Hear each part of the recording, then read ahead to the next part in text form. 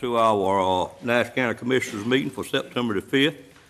It is customary for us to begin our meeting with a prayer and pledge allegiance to the flag. On the prayer, you're welcome to join us if you like, have your own, or you're welcome to have a moment of silence. Stand if you're able. Mr. Barnes, you lead us in prayer.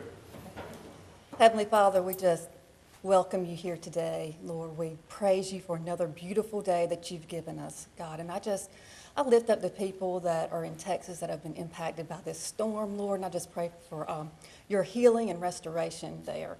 And at the same time, Lord, your protection over the people who could be in the path of this next storm that's coming, God.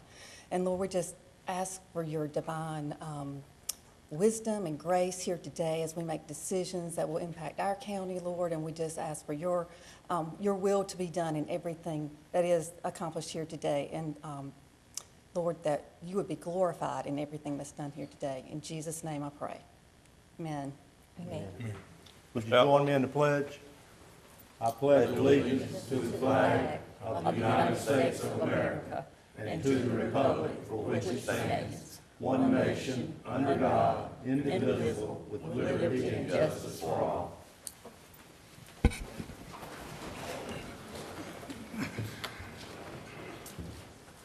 Commissioners, you had two meetings in August the 7th and August the 21st. You have the minutes in your packet. Entertain any addition or changes to the minutes or approval of them in a joint motion if possible. I make a motion we approve. Moved by Ms. Wells, there a second? Second. Second by Mr. Outlaw. Any questions on that motion? All in favor of the motion, let it be known by saying aye. Aye. Any opposed by a like sign? Minutes stand approved. Ladies and gentlemen, we're now in a part of our meeting we have at our first meeting each month known as our public comment section. If there's any member of the public that wishes to bring any item before this board, they're welcome to do it at this point. We'd ask you to come forward, state your name, give us your address, and those are items that are not on the agenda of any nature that you wish to speak. Our policy says you have 3 to 5 minutes. We'd like you to honor that time if possible. And if anyone didn't notice, you have a sign-up sheet out front that you sign up and give the topic that you wish to speak on. Is there anyone that didn't catch the sign-up part of it? I'd be welcome to have you sign up right quick. Seeing no one, we did have 1, 2, 3, 4, 5 people to sign up this morning. Glad to have participation in our meetings. I will say that there is no item on our agenda concerning the pipeline. I had a couple of calls about that, and I think they had evidently got some misinformed information out to the public that said we may have it on our agenda today. I'm not sure what the item would have been, but we do not, so you're welcome to speak to that during the public comment section if you wish, since it's not on the agenda. And it seems like the first couple of speakers wish to speak on that, and Ms. Finch, Jane Finch, welcome this morning. Be glad to have you come up first, state your name and address. I think we all know you, but glad to have you this morning.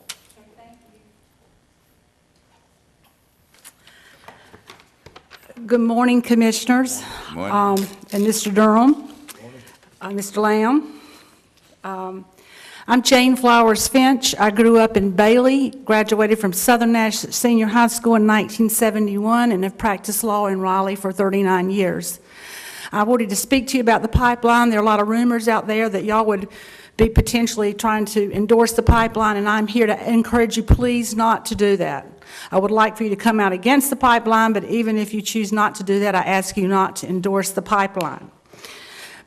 You have a duty as commissioners in Nash County of due diligence to the landowners and citizens of Nash County.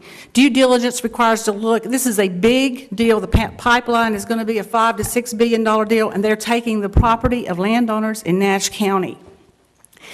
If you were a businessman and you were going to buy a business and do a big investment of that nature and to allow your land to be taken in this way, you would do what's called due diligence. You would hire forensic accountants, you would hire experts that would go in there and look at that.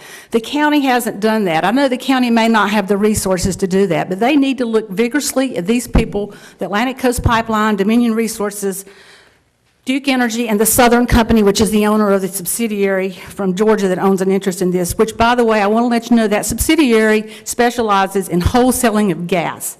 And there's a lot of belief that this gas is going to be exported, and there are other filings not related to the Atlantic Coast Pipeline that's going to tie in the links to facilities that would make the exporting of this gas possible.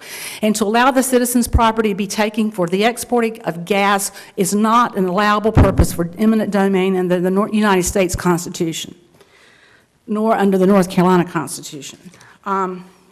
But I just want to tell you, I am an attorney. My mother has a farm in Wilson County that's been affected, but she is a resident of Nash County. She's been a resident of Nash County for over 70 years, and I've loved Nash County, and I'm down here 3 times a week at least, and I'm a landowner here in Nash County. This case is complex in volumes. We filed as intervenors, so back there in my laptop computer, I have got every filing that's been filed at FERC by either any of the companies, this company, all opponents, West Virginia, Virginia, North Carolina, federal agencies. It's volumes. I could not sit there full-time and read it all and comprehend it and get it. It's just unfair that the citizens are up against these complex things. I have talked to experts at NC State and Duke University and the University of North Carolina, the School of Public Health at Chapel Hill is concerned about the water quality issues. The economists at Duke University say that this is not, the economics put out by the Dominion Resources is not substantial and valid. I've talked extensively to Bruce McKay, who I'm sure many of you have talked to, who's the lobbyist, and he told me they hired a company in Richmond to do all these calculations for them. They're not right.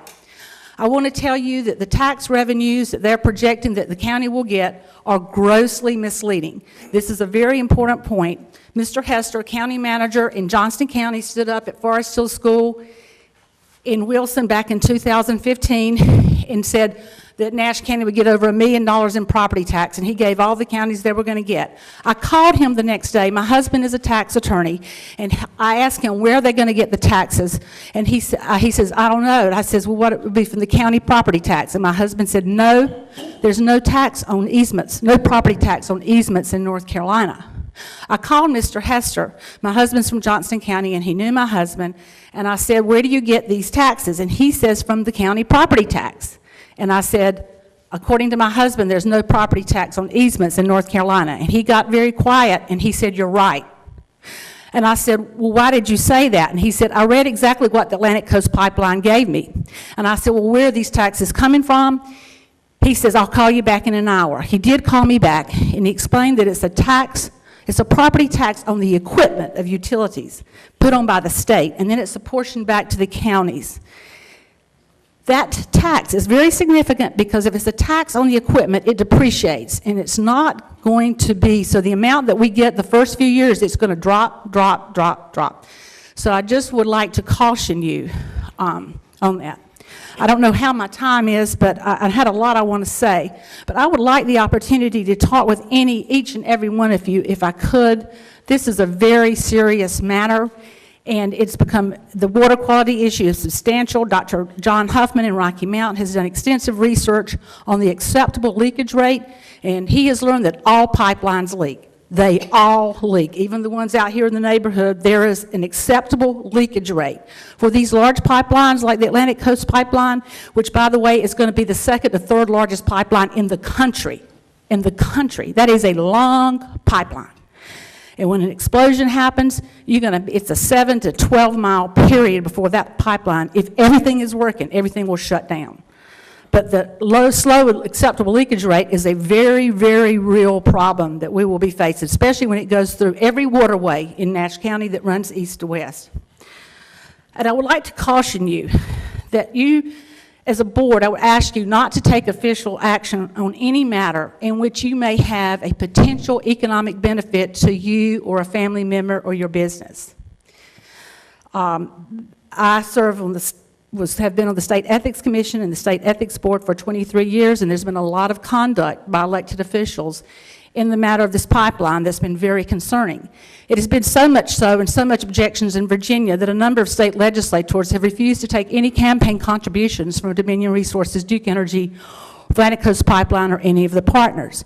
And I think that we do need to be very cautious in our conduct in that regard also. And again, I would love to talk to all of y'all. Thank you. Thank you, Ms. Finch. Thank you. You adhered to your time very well. Right to the second. Next on the list is a Marvin Winston Jr. Good morning, Mr. Winston. Good morning, Mr. Lamb, Mr. Durham. Thank you for the opportunity to address this board. Recent articles in several newspapers have prompted me to address you on an issue that will affect everyone in these chambers, every citizen in Nash County, and indeed every citizen in the state of North Carolina. I've read with grave concern how the Atlantic Coast Pipeline companies are lobbying members of our state legislature, both our state House and our state Senate, to endorse the proposed pipeline project. This board was addressed by Dominion spokesman Michael Thompson in September of 2014. Since that Board of Commissioners meeting, this board has had a position of neutrality on the proposed Atlantic Coast Pipeline. In view of the negative impacts that this proposed project will have on the lives of our citizens, our livelihoods, and our environment, I'm asking you to adopt a resolution against the proposed Atlantic Coast Pipeline. The claims made by the companies about the Atlantic Coast Pipeline have not been proven to be correct in the last 3 years. Many negatives about the proposed Atlantic Coast Pipeline have come to light during that time. During Mr. Thompson's presentation, he was questioned by all of the commissioners that day. I would like to read a question and comment from that board meeting that was reported in the Nashville Graphic. This was the September 11, 2014 issue. Commissioner Robbie Davis said economic development had been highly touted for the pipeline, but said 92% of the line's capacity is already spoken for. Thompson said Davis was right, adding that 8% of the line would be farmed out and each county would have access to one tap or to a tap. So in effect, this line is really being built for the benefit of the partners, said Commissioner Davis. That sums it up. Nash County, eastern North Carolina, in fact, the entire state of North Carolina, will not benefit from this proposed pipeline. Only the Atlantic Coast Pipeline companies will. A tap in each of the 8 counties has not been realized. Ratepayers will pay for this proposed project. The companies will pass the costs of this project on to them. Please represent the citizens of Nash County and pass a resolution against the proposed Atlantic Coast Pipeline, or at the very least, please continue to remain neutral. Thank you very much. Thank you, Mr. Winston. Next speaker is Joe Holden.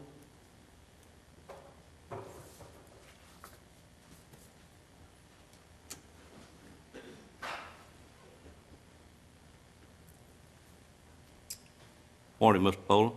Good morning. Thank you for your time. I'm here to also oppose the Atlantic Coast Pipeline. I've been aware of it for 3 years. I was at your first meeting where they refused to answer anything but one question, and they haven't answered any of them since then. I have seen the damaged construction and the effects by damage and construction that companies do firsthand.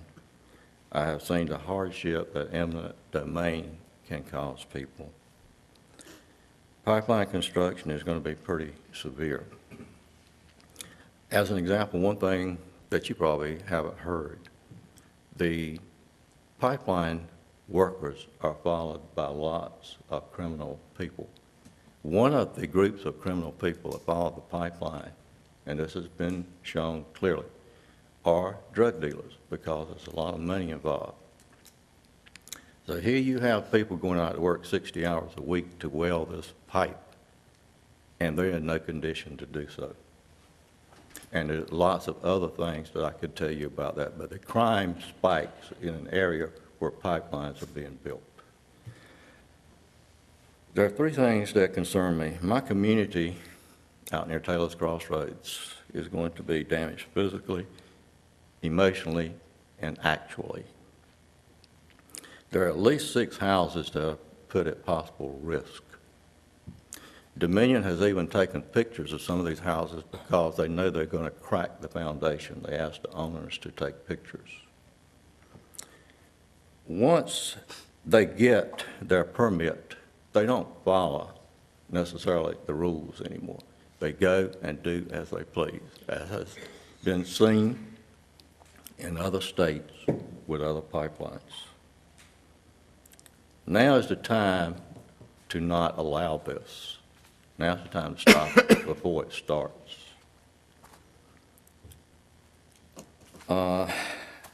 Landowners aren't being told about if they are not having the pipeline cross their property, they're not informed of damage that's going to be done to their property anyway.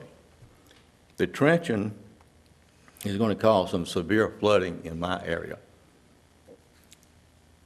And nobody has been told that.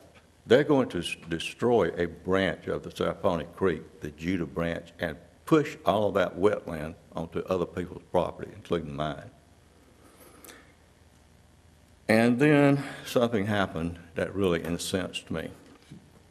At a meeting, and I've been to most of them, a Dominion person told me when I was asking about the maps and where this route was actually going, that, so you're in a rural area, you're in a sacrifice zone, you're expendable. He said that to my face.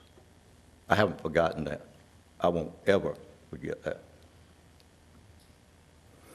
And that means my community is expendable too. We don't want this pipeline. It is of no benefit to this county. The company said you'll get gas, therefore you'll get jobs. Later they said, well, we'll have 18 people working the length of the pipeline. The pipeline and the gas will not provide any jobs for this area. No tap, and we're not going to get a tap, no gas, no jobs. But we weren't going to get any anyway. The pipeline is not going to create jobs. Jobs are created by counties and people working that provide workforce, educated workforce, they provide land, and they provide tax benefits. That's how you get companies. This pipeline will do nothing for jobs. That's a tool to fool the public. Enough evidence has been provided by doctors, geologists, engineers, lawyers, nurses at these DEQ hearings that there is no question. The answer is no. If you want the truth, but most people don't care for the truth because they don't like the truth because they can't do what they want to do if they follow the truth. The truth is, the answer is no. That has been proven. Enough evidence is out there to prove that. The remaining problem is simply political. There are people at state and national level that have taken a lot of money from these companies for re-election. They can make the decision to pass this as a self-serving political reason, not by the truth. The truth is this is dangerous. People say, I don't want it in my backyard. There's a reason for that. It can kill you. There will be long-term death from this pipeline. Mr. Poland, your 5 minutes is up. If you get near the end, please proceed. Could I mention one more thing, please? Yes, sir. I have heard that they have told county commissioners and others they don't have any power. You do have some power. You have the power of permits, for one thing. You do have some power, and you can simply say no, and that's what I beg of you to do. Thank you, sir. Thank you, sir. Thank you. I did mention this, but it's our policy that we generally do not comment in this meeting on anything brought to us in public session. The commissioners would discuss it, and as one of you stated, it has been our position of this board thus far that we have taken, I guess you call it a neutral position, and decided not to do any promoting for it or work against it. We have a very diverse thought process in our county about this gas line, and not to contradict you, Mr. Poland, but we somewhat seem that really this board probably doesn't have an outcome on the end results of this anyway. But certainly your comments are well taken. If any commissioner wishes to bring it up to change that policy, we would certainly, our approach thus far, we would certainly do that. And thank you for coming this morning. Our next speaker is Nehemiah Smith. who is speaking on the nuisance ordinance. Good morning, Mr. Smith. Good morning, Commissioners. Good morning, Commissioner. I want to, something came to my attention not too long ago about a particular business in Nash County, the Ashburn Inn in Gold Rock. And some stipulations that have been proposed to the owner. I call it a threat proposal. That's my word. Not a word, but my word. And in thinking about it and wanting to address it, I think about some words that I've read about that were written in 1776. We hold these truths to be self-evident, that all men are created equal, that they are endowed by their Creator with certain unalienable rights, that among these are life, liberty, and the pursuit of happiness.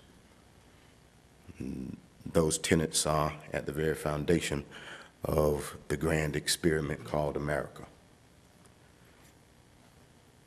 Mr. Patel, who is owner of the Ashburn Inn, it has been proposed that to him that his establishment is a public nuisance. And I think that they're using North Carolina General Statute, Chapter 19, Article 1, which describes what a nuisance is. And in my layman's reading of the article, I see no instance where anything in it applies to Mr. Patel and his business. It has been proposed, from what I have seen, to Mr. Patel that he could not sell a room to anyone within a 50-mile radius of Rocky Mount. And I'm wondering what other hotel in Rocky Mount or in the area, for that matter, has had the stipulation or had this stipulation imposed upon them or even proposed to them. He has to ID everyone who occupies a room. Everyone in the room has to have an ID. It means you bring your baby, you need to bring the birth certificate. Law enforcement has to be hired at $25 an hour, 24 hours a day, 7 days a week. You have to have a parking permit. Where else has that been proposed to any hotel or any business for that matter in our city or in our county? I just don't know where that would hold up. He wants to do business here. He likes the area.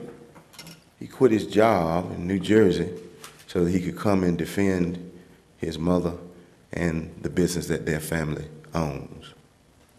Are we into running people away or trying to take people's property using the color of law, under color of law? I mean, if you want the man's property, just say that and give him fair market value for the property. But to stipulate these things, I think all of us can agree that ain't right. And as an English teacher, I use ain't so everybody can understand that ain't right. That isn't right. It just ain't right. Let's do what's right by Mr. Patel. Let's do what's right by everybody in our area. We say that we are good Christian folk. At least that what is by the prayer that was given at the beginning of this meeting. I would hope that we're good Christian people. Do unto others as we would have them to do unto us. Not as they do unto us, but as we would have them. Would we have anybody to do or propose these things to us when it is simply unfair? I'm sure that we would not. So let us allow him life, freedom, and the pursuit of happiness in doing business in our area. Let's not force him out under color of law, trying to make it seem as if though he's doing something nefarious or he's doing something wrong. He's just wanting to do business here. Let's think about that, and let's do the right thing, because I'm sure that that is what God would want us to do, is the right thing. Thank you, Commissioners. Thank you, Mr. Smith. Our next speaker is Bronson Williams.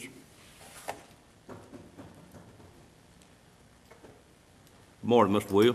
Good morning, sir. Good morning to the rest of the county commissioners. Subject matter was listed as community concerns. Yes, sir, it's a community concern. One, I want us to remember the family of the Townsend who found that body, I think late last night here near Momeyer. We do keep that family in our prayers during this time of difficulty. It has been some time since I spoke to this board. I'm sure it certainly won't be the last time. But of course, I recognize that there are some things that's going right in Nash County. It's evident by the growth and development in our city, or in our county as a whole. We see the things happening just off 64. We see the grant that the county is receiving for some water infrastructure pieces and parks and recreations and et cetera. But at the same time, we recognize that with every good, there's also some things we can work on. And I share in the sentiments of Nehemiah Smith in that, in reading the article in the Rocky Mount Telegram about the Patel family at Gold Rock, it seems, though, that the issues in Gold Rock just started happening once the announcement of CXX. Maybe I wasn't paying attention before such, but the crime haven that is presented to the masses seems to be in connection with economic development and taking property from individuals who cannot afford to defend themselves. We see this when Gold Rock Inn was recently sold for $550,000, similar to, I'm assuming, the same situation that's occurring now with the Asbury Inn in Gold Rock. This, in my opinion, certainly should not happen. I had an opportunity to visit the motel establishment over this weekend on Saturday. I saw individuals stopping by to get rooms. And I don't know perhaps what a drug dealer looks like or what someone maybe renting a room for prostitution looks like, but it looked like good, wholesome people to me. They looked like individuals who just wanted a night's sleep, not to add to crime and issues in our community, but simply somewhere to lay their head. The stipulations that is proposed for this hotel, as Nehemiah said, nearly $1,800 a day in law enforcement treatment, asking that no one rent a room for more than 7 days a week. Prime example, if someone is visiting a family member who is sick in the hospital, they can't stay at that particular establishment. The room rates may be better. And if they are closing or attempting to close the establishment to abate a nuisance, the owner said she saw some of her regular customers go to the hotel across the street. So are we abating a nuisance? Or are we just trying to put a Band-Aid over a situation? Or are we just trying to take property? I hope that one day we can live in America where elected bodies are not bought and paid for. That we live in a situation where people recognize an individual's potential, their character, and treat people with love and respect. Because this, I think, is an ideal America. When we show compassion for those who don't have what we have.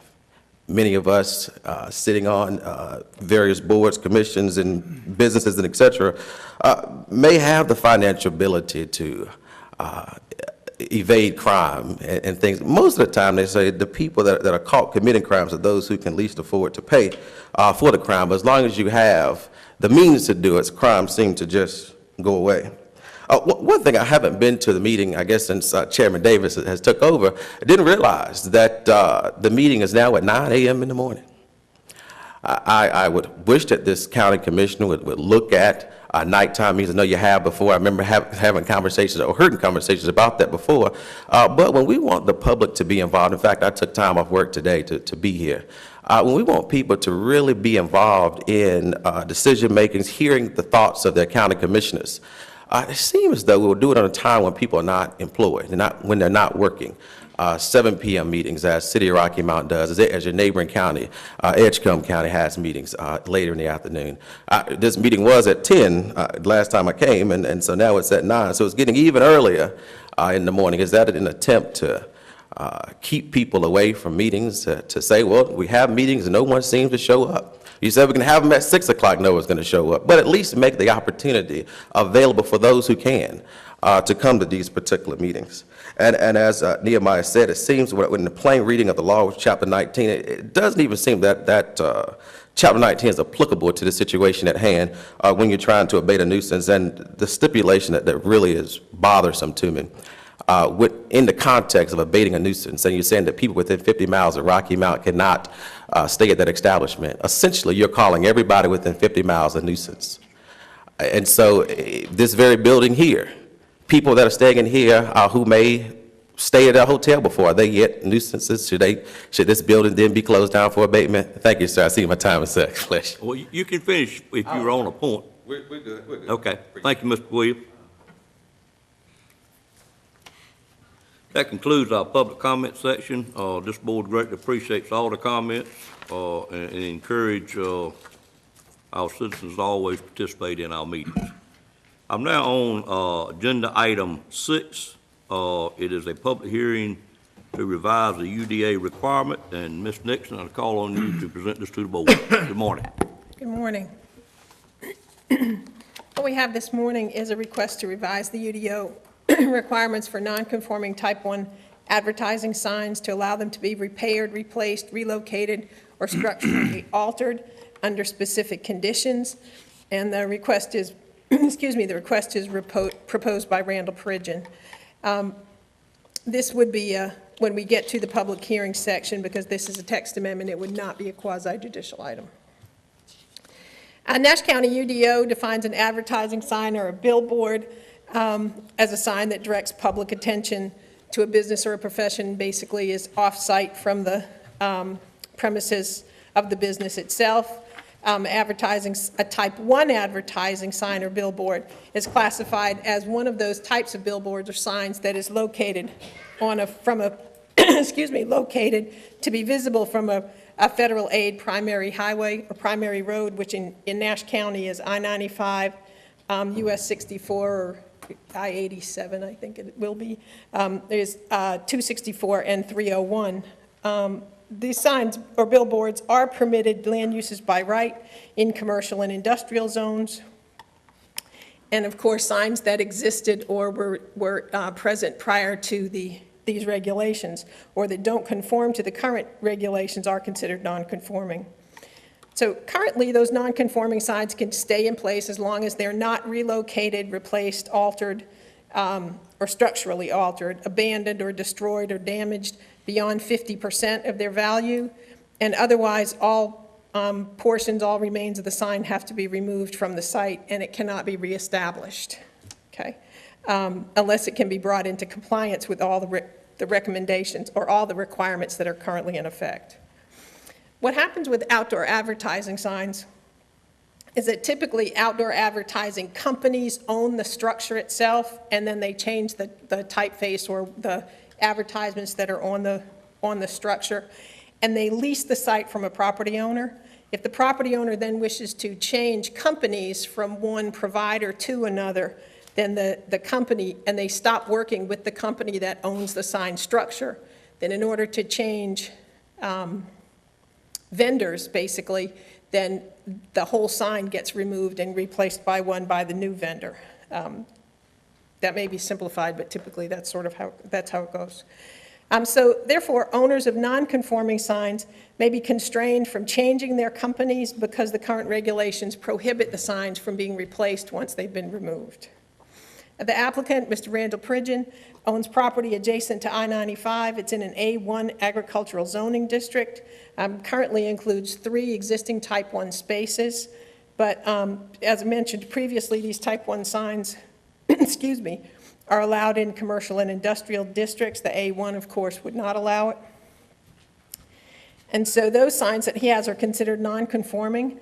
And so for this reason, when his current lease agreement expires, the applicant can't engage with a different outdoor advertising company because they would remove the sign. And therefore, Mr. Pridgeon has submitted a text amendment request in order to amend Article 6, Section 6-7, subsection 67.1 of the UDO in order to revise the requirements related to repairing, replacing, relocating, or altering the structures of a non-conforming Type 1 advertising sign. And if you can see in your packet, you can see the current ordinance treats all non-conforming signs the same way. And what the amendment proposes basically is to add a section that specifically relates to these type 1 advertising signs, these billboards that are visible from those major roads in Nash County. The primary changes would be that a sign or type 1 advertising sign that has been removed, damaged, or destroyed can be repaired, replaced, relocated to a different site on the same property or altered, provided that the new sign doesn't exceed the dimensions of the original sign, so it can't get bigger than the current non-conforming sign. And that includes both the height and the sign area. That changing, replacing, or relocating, or altering the sign doesn't create any new nonconformities, so the situation with the nonconforming sign doesn't get worse. The repair, replacement, any change to the sign can correct any previous existing nonconformities of the sign with respect to the ordinance. In other words, it could, if the potential is there to make the sign more conforming, then the new sign would need to be more conforming if that's feasible, if it's reasonable. Typically, that might involve something like the location of the sign. One of the requirements for signs is a distance location, a distance separation. So if that can be corrected or made more conforming, that's an example. And finally, the permits required for repairing or replacing, relocating, or altering the sign have to be issued within 180 days after the date the sign was removed. Remember, that 180 days is standard for our non-conforming structures in the ordinance. Other than those criteria, if a sign is removed or damaged beyond its 50%, then it would have to be removed. And then the changes in the words or symbols used or the message that's displayed on the advertising sign or billboard are permitted, provided the sign was originally designed for periodic changes in the message. The only other change is in the existing text that regards other signs. There's a conformity in the language in line B6, which would make that also say structurally altered, replaced, unless it's immediately brought into conformance. So that's more for language consistency within the text. In terms of consistency with the plan, although the land development plan doesn't specifically address non-conforming signs, it does not discourage the continued use of viable non-conforming structures. As we've seen, and the commissioners have supported in the past, the reuse of existing viable commercial structures in terms of buildings. Since the amendment is designed to prevent increasing the existing nonconformities, a decision to amend the current standards as proposed could be considered consistent with the land development plan. The TRC reviewed this request on August the 3rd, 2017, and unanimously recommended approval for the reasons outlined in Consistency Statement A in the report. Planning Board also reviewed it on August the 22nd and also unanimously recommended approval of Consistency Statement A, and followed by a unanimous recommendation of approval of the request. That's all I have, and the All right. applicant is here. Okay. Any questions with Ms. Nixon from board members at this time? Manager? If not, I'd entertain a motion to go into public hearing. So moved. Moved by Mr. Barnes, second by Mr. Belfield. Any questions on that motion? All in favor of the motion, let it be known by saying aye. Aye. Any opposed by a like sign? Ladies and gentlemen, we are now in a regular public hearing. If you wish to speak for or against this item that is on our agenda, item 6, you're welcome to come forward at this time, state your name and address, and we'd be glad to hear from you.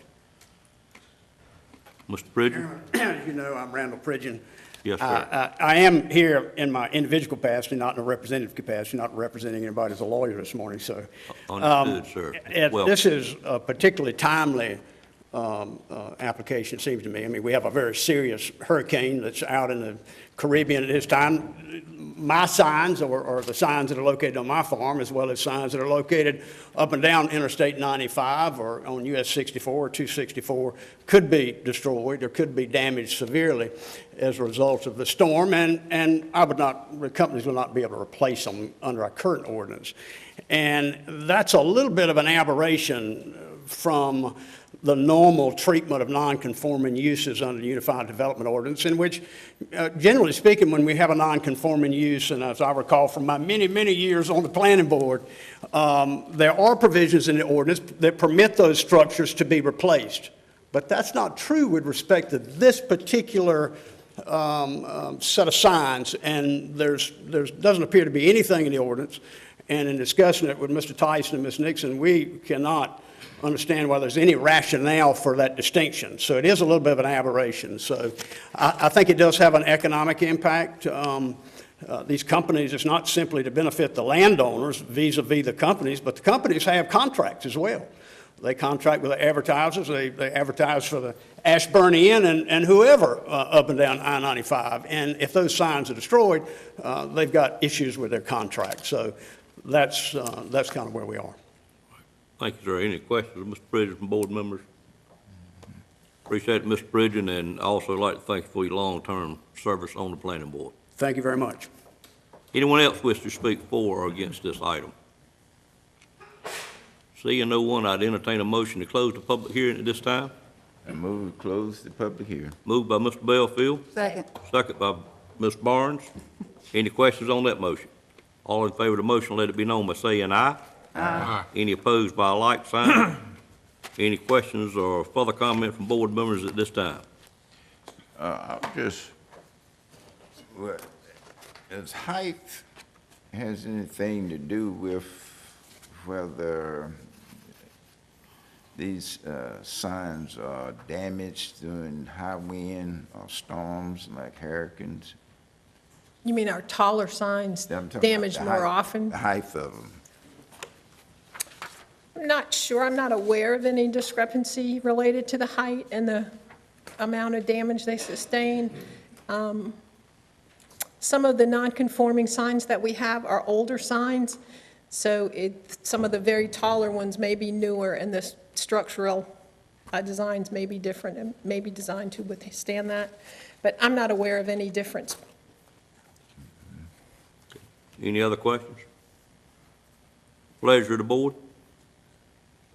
And understand we need a two-part motion, one for the consistency statement A or B first. Move to adopt consistency statement A. Moved by Mr. Second. Barnes to adopt A, seconded by Mr. Belfield. Any questions on that motion? All in favor of the motion, let it be known by saying aye. Aye. Any opposed by a like sign? Motion passes, and I now need a motion to approve or disapprove the UDA amendment. Motion to approve. Moved by Ms. Barnes to approve, second by Ms. Wells. Any questions on that motion? All in favor of the motion, let it be known by saying aye. Aye. Any opposed by a like sign? Motion carries also. Thank you, Mr. Bridges. Ms. Nixon, I believe you're next week. Item 7, as stated, I'm trying to see which one I'm on. Yeah, item 7 is a quasi-judicial hearing for a conditional use permit that was withdrawn at request of the applicant because I understand the property has now been sold. Is that correct? Yes, sir. It was, the transaction was signed on the 28th of August and recorded, I believe, on Thursday, the 31st. And So- we don't expect to hear back from this particular request. We would not expect to, no, sir. And this one, with the ownership change, I think it makes the request not valid. Okay. All right. Thank you for that one. Moving on to item 8, which is also a quasi-judicial public hearing that was going to take place on a solar farm, and I understand from Ms. Nixon that both parties has agreed for this board to table this until our October 2nd meeting. That's still correct? Yes, sir. One of the attorneys requested an extension. He had a previous commitment in another county where he had to be present for a trial that started today. All right. And both parties did agree last Did week agree to do that. to move it, to schedule it for the October meeting. So do I need to, Mr. Durham, have a motion to table that, or I think what's it your would pleasure? probably be wise to go ahead and get a motion to do that. All right, I'd entertain a motion to table this item 8 until October the 2nd. So moved. Moved by Mr. Outlaw, Second. second by Mr. Combs. Any questions on that motion? All in favor of the motion, let it be known by saying aye. Aye. Got just a little bit of discussion between my two lawyers on each side of me. Let me see if they're in agreement. We do need to ask about the public notice and what we're gonna do about the notice of that hearing. Yeah, I was just wondering if we need to re-advertise it. I think if it is, my understanding is that if it's moved to a specific time and meeting, we would resend letters to the property owners, but you tell me if we need to. Well, since we're not holding a public hearing today and apparently nobody's here, I think it'd be wise to re-advertise as Okay. well. We can certainly do that. All right. Any other questions, gentlemen? All right, I'll give you a chance, Ms. Nixon, to catch up. Got it, thank you. All right, I'll move to item 9, which is also a quasi judicial hearing for rezoning tract located on West Horn Church Road. Ms. Nixon? This is a petition by Rhonda Edgerton, formerly Rhonda Creamer, who's the property owner, and Timothy Conyer Brown. The request is to rezone approximately 1.67 acres of a 2.6 acre tract. Hold on, let me get my ducks in a row.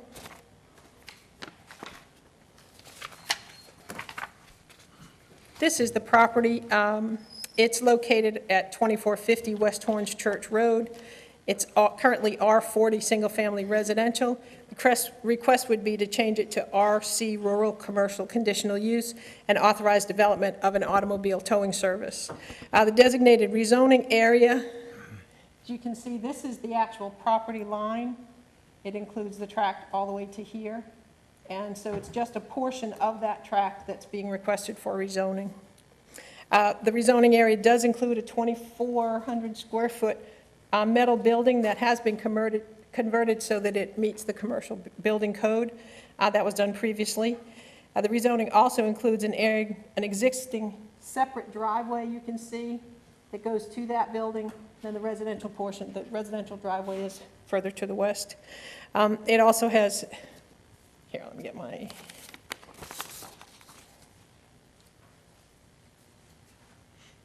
on the site plan that's been submitted. There you go.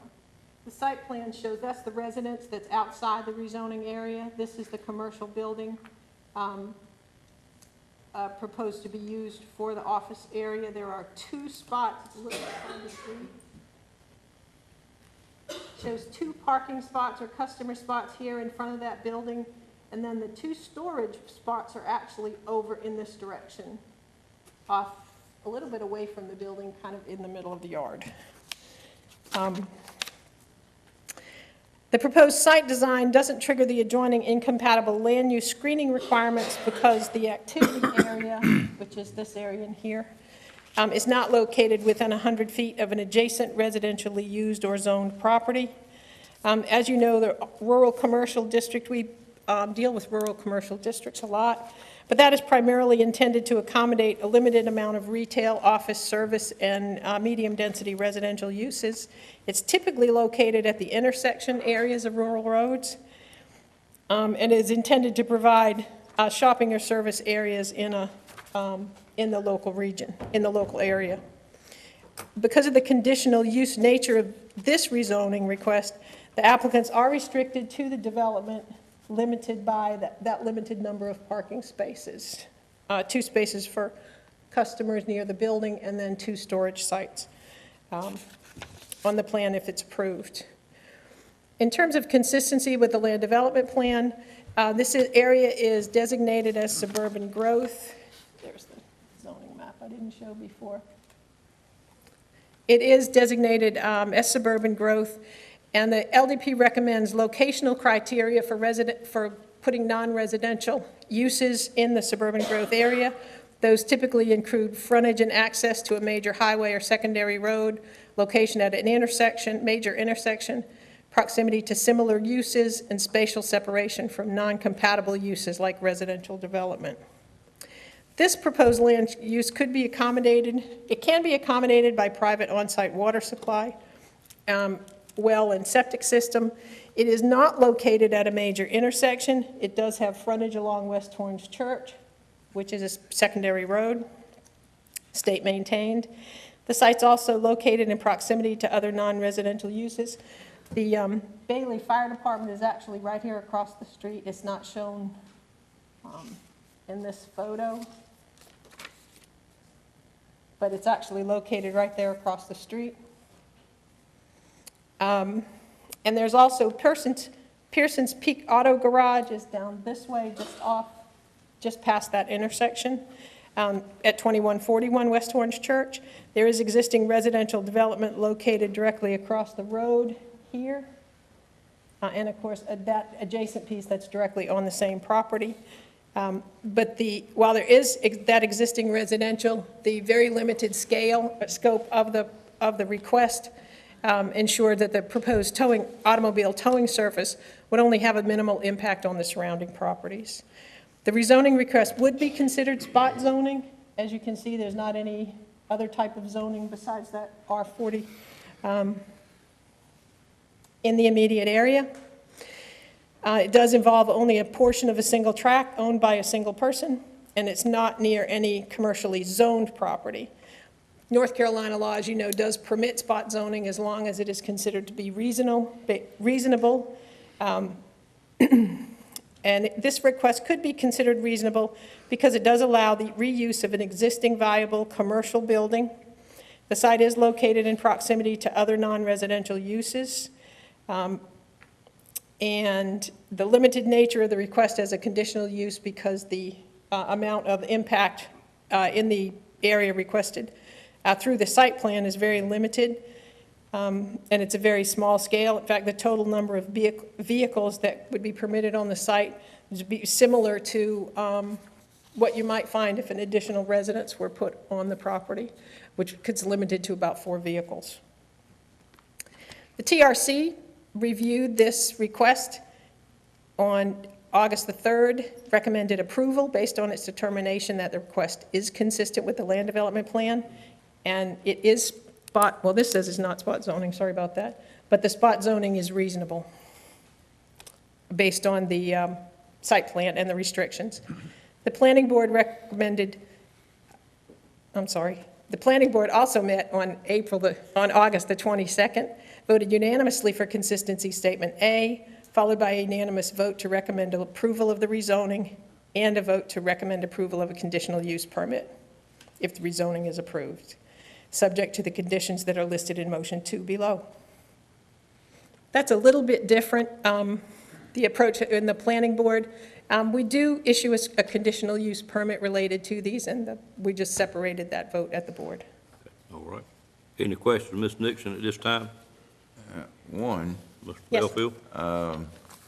in connection with, your TRC and your planning board, do they ever visit these sites? Do they just rely on the staff in presenting exact information for them to discuss and make a decision?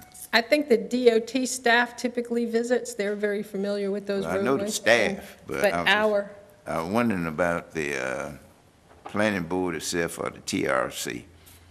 The TRC is staff members, and so they go according to, depending on the need, or Okay. they don't always go. We don't always. The planning board, I'm not sure how many go. They often don't indicate whether they've been there or not. Typically, I think the board members that sort of represent the area that the request lies in are the most likely ones to visit the site. Any other questions? If not, ladies and gentlemen, prior to me calling for a quasi-judicial hearing, this hearing requires you to come up and to be sworn in prior to speaking. So at this time, if there's anyone that wishes to speak for or against this particular item, I'd like for you to come up front and let us swear you all in at one time, if we could. That would be for or against this item, anyone that wishes to speak in the public hearing I'm getting ready to call for. Oh, okay.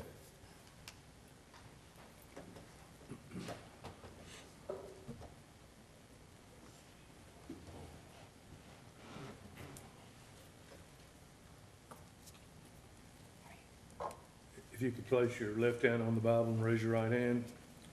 You solemnly swear or affirm that the testimony you're about to give shall be the truth, the whole truth, and nothing but the truth, so help you God. I do. Thank you. Board members, I'd entertain a motion to go into public hearing for this item at this time. So moved. Moved by Ms. Wells, Second. second by Mr. Outlaw. Any questions on the motion? All in favor of that motion, let it be known by saying aye. Aye. Any opposed by a like sign. Now, if there's someone that wishes to speak, please come forward, give your name and address, and be glad to hear from you this morning. My name's Timothy Brown. I own Brown's Truck and Trailer. I'm the one that's trying to get this approved. I have a place, another business 2.5 miles down the road. This is actually going to be just like a satellite area because you have to be in the county. You want to be on highway patrol rotation, and it's so near to my other business. That's why I was requesting this area. Okay. Thank you. That's why your limited need is for the storage space. You have to have a business Right. to operate, to operate in the county. Right. Any questions, Mr. Brown, from board members? Thank you, sir. Any other late speakers that wish to be sworn in and speak? Seeing none, I'd call for a motion to close the public hearing. Move we close the public hearing. Moved by Mr. Bellfield, Second. second by Mr. Combs. Any questions on that motion? All in favor of the motion, let it be known by saying aye. Aye. Any opposed by a like sign. Motion carries. Questions of the board at this time? Seeing none, pleasure of the board. Move to adopt consistency statement A. Second. Moved by Mr. Barnes to adopt consistency statement A, second by Commissioner Combs. Any questions on that motion? All in favor of the motion, let it be known by saying aye. Aye. Any opposed by a like sign. Now need a motion for the rezoning. Move to approve the rezoning, subject to the conditions stated. Moved by Mr. Barnes to approve rezoning, subject to the list of items stated. Is there a second to that motion? Second. I have three. I'll call on Mr. Combs, who I saw first. Second. Any questions on the motion? All in favor of the motion, let it be known by saying aye. Aye. Any opposed by a like sign. Motion carries. Thank you, sir. Next item on the agenda is one more public hearing, quasi-judicial public hearing to rezone a tract of land located on George Pace Road. Ms. Nixon?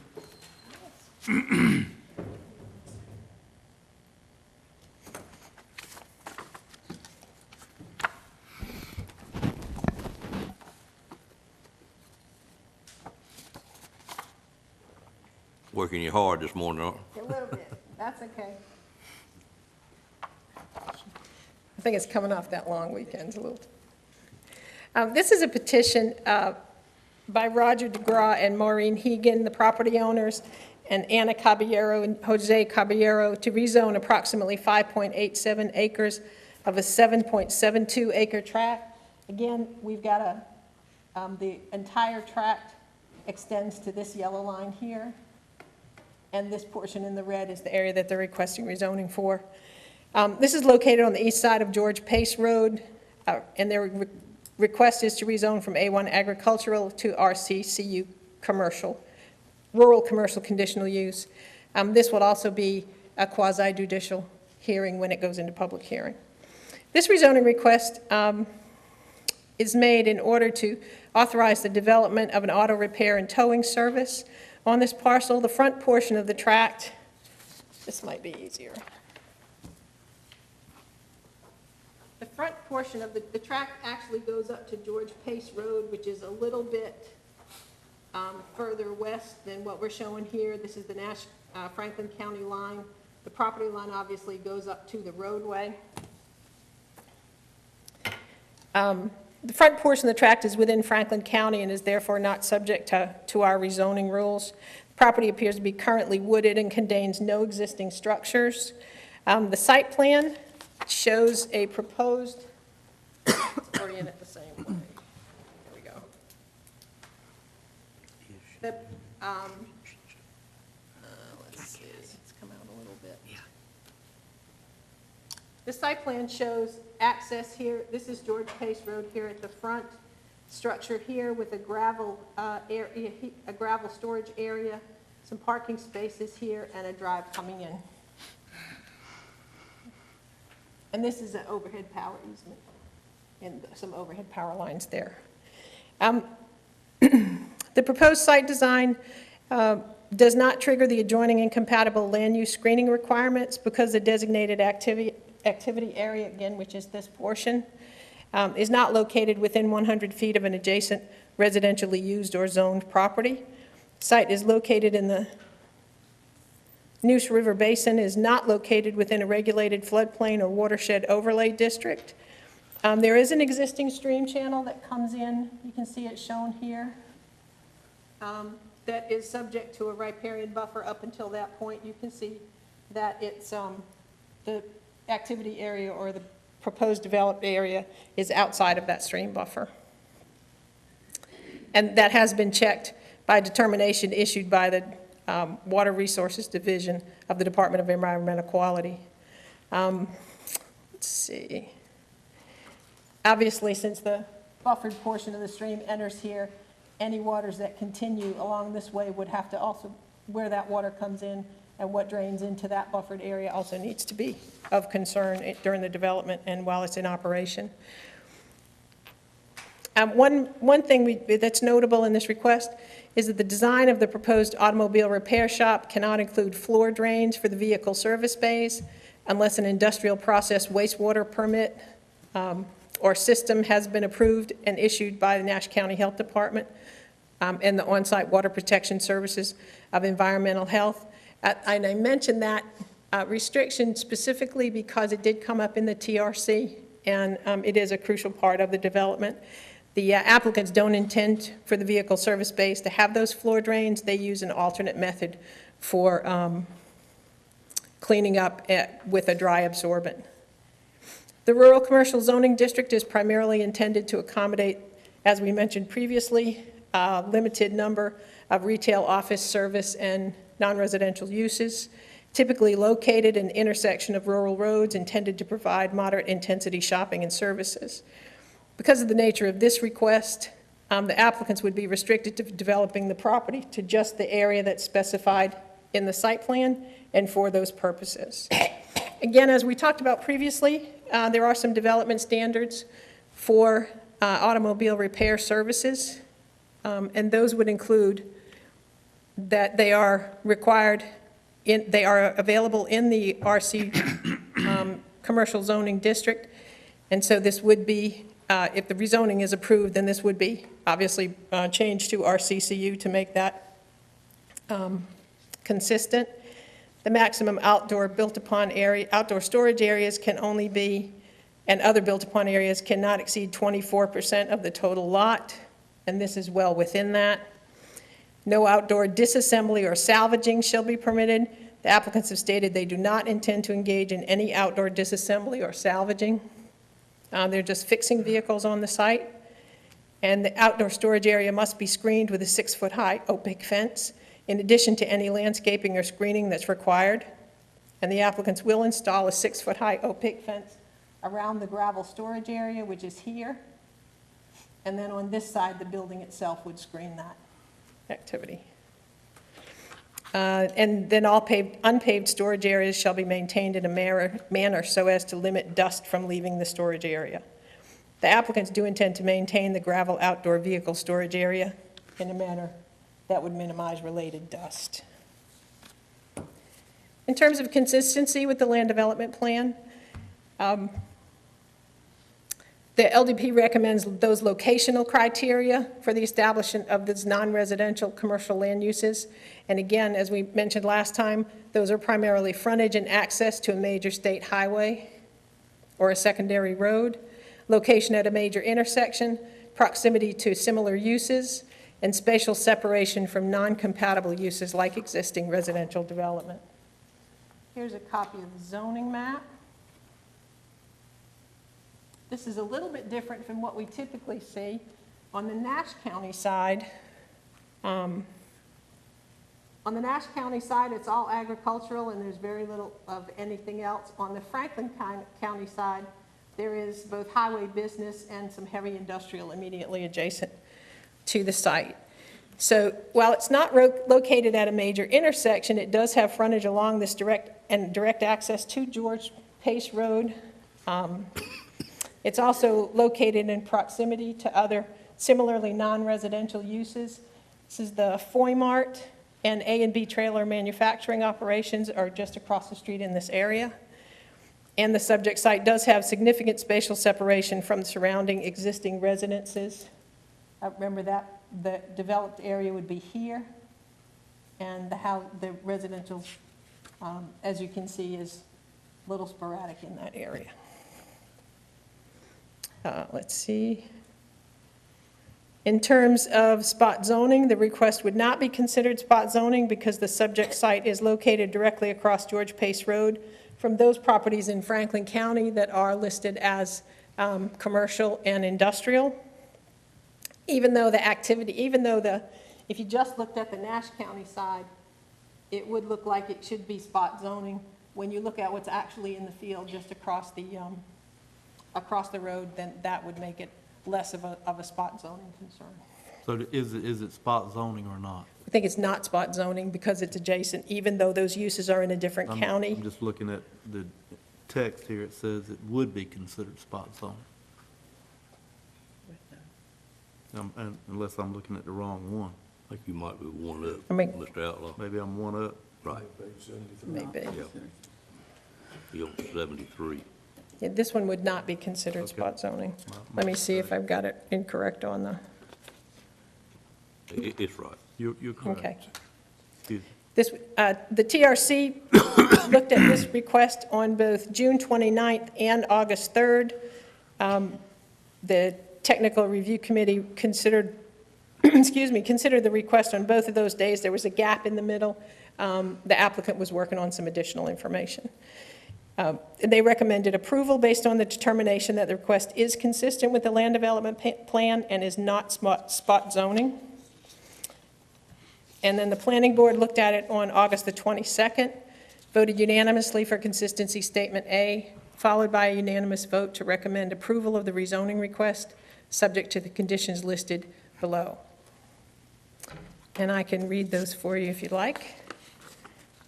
Or we can do that when we get to the conditions include our normal conditions of permitting the use on the subject property limiting to automobile repair and towing, subject property being developed only in accordance with the site plan and compliance with all other applicable development regulations. And both the intermittent portion of the stream, which is, hold on, lost my way, as well as the 50-foot wide riparian buffer has to be protected from water quality violations.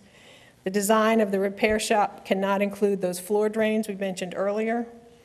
The maximum built upon, as we mentioned, cannot exceed 24%, and there cannot be the outdoor disassembly or salvaging. The vehicle storage area must be maintained with a screen, 6-foot high opaque screen or fence. And the outdoor vehicle storage area has to be maintained in a manner so as to limit dust from leaving the site.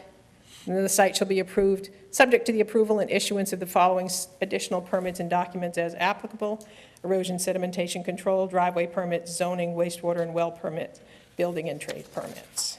They're all pretty standard. The general ones are pretty standard. Okay. And the applicant is here, and is also her real estate agent is here. All right, any questions for Ms. Nixon at this time? Just one, Nancy, if I may. Yes.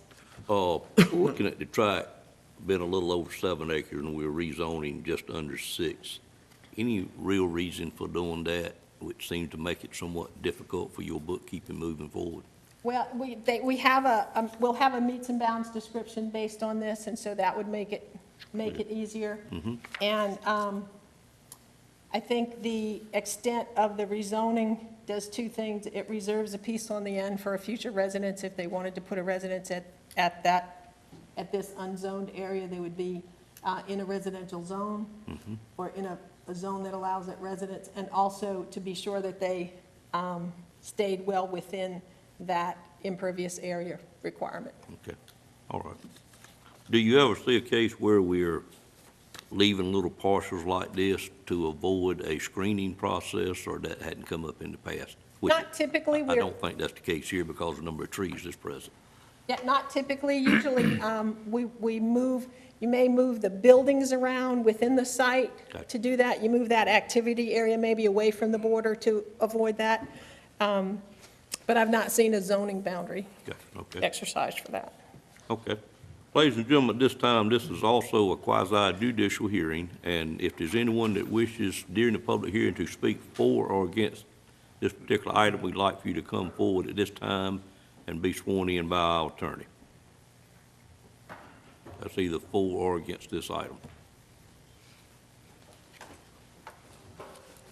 Mr. Durham? If each of you could place your left hand on the Bible and raise your right hand. Do you solemnly swear or affirm that the testimony you're about to give shall be the truth, the whole truth, and nothing but the truth, so help you God? I do. Thank you. At this point, board members, I'd entertain a motion to go into public hearing. So moved. Moved by Ms. Barnes, second by Ms. Wells. Any questions on that motion? All in favor of the motion, let it be known by saying aye. Aye. Any opposed by a like sign?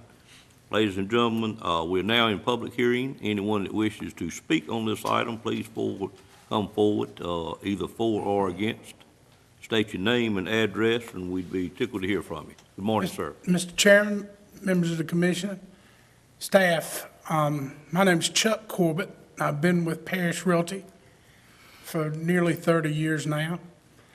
I work out of the Wendell office at 3134 Wendell Boulevard in Wendell. I'm here representing the landowners, the sellers, as they're out of town. They purchased this land several years ago. I don't really know the surrounding circumstances, but they bought it with the intentions of possibly moving here in their retirement years, and those plans have changed. And around 2007, they listed this property with our company for sale, and we tried on and off. You know, you put property on the market and then you take it off after it's been on there a while. In 2007, and we had no success selling it as a residential property. Because of the neighboring uses, we sort of changed our tactics. This proposed purchaser came along with something that fit perfect for that site, in my opinion, based on my 30 years experience. And we just thought we'd try to make it work. I will tell you, you have a first-rate planning department. We worked very hard. We met with them 2 or 3 times in person, several times on the phone. They held our hand through this process, guided us along the way, helped us accommodate some conditional uses, some restrictions, recommended some things to us for us to consider. Just a tremendous help. I do this in other places frequently, and your planning department stands out hands above all the rest of them. I'll just compliment that staff on that. Y'all have really done a good job staffing that department. I'll be happy to answer any questions. Miss Anna Caballero is here. If you have any questions of her and her husband plan to develop this business there. They also plan to live there. That's their plans now. That's why that piece of property off to the end. I can't think of anything else to say. If you have any questions. Any questions of Mr. Corbett at this time? Seeing none, we greatly appreciate your comment about our staff. Yes. You probably just cost us a little more money, but we'll work through that as well. Sorry. And It's a first-rate planning department, I can tell we you that. appreciate that. I hope and I think you would find it to be true throughout our departments in Nash County. Thank you, sir. Thank you for your comments. Anyone else wish to speak at this time? Morning, sir. Hey, how y'all doing? Good. Morning. Morning. My name is Harry Foy.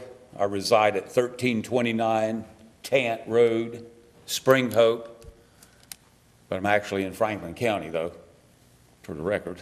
That's all right. All right. I do own property there across from this applicant here. the A&B trailer manufacturer and the Foy Mart store there. Plus, I own some more land along it in the Nash County side, and I just wanted to come up here and express my support for this application, and I hopefully y'all approve it. I think it will be in harmony with the rest of the neighborhood there, and especially the other businesses there. It's a good spot for it. It's right there at the intersection there where a lot of things are growing there, or hopefully more coming. But like I say, I live there. I have my businesses there, and I wholeheartedly support it and hope it gets passed by y'all. And that's all I have. Thank you for having me. Any questions, Mr. Foy, at this time?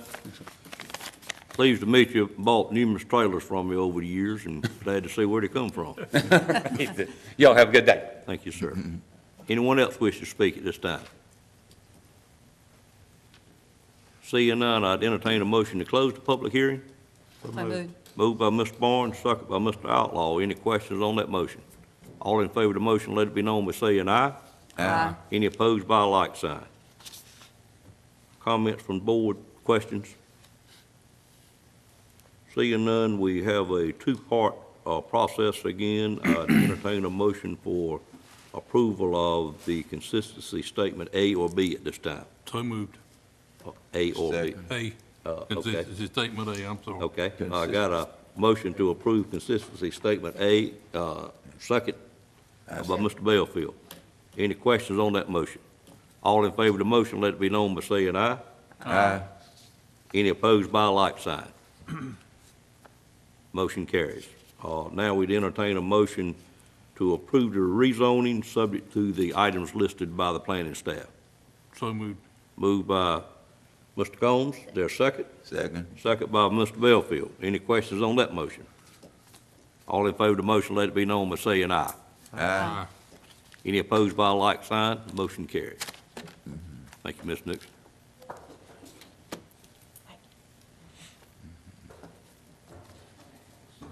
Mr. Foy, do you also serve as a commissioner in Franklin County? Last I checked earlier this morning, I still was.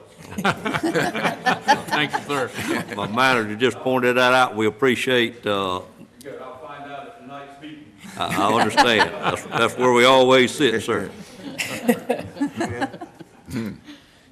All right, Mr. Chair. we're through our public meetings or public hearings at this point in time. I would, at this point, entertain a motion to take a recess if anyone likes. Looks like we got about 53 minutes left on the agenda.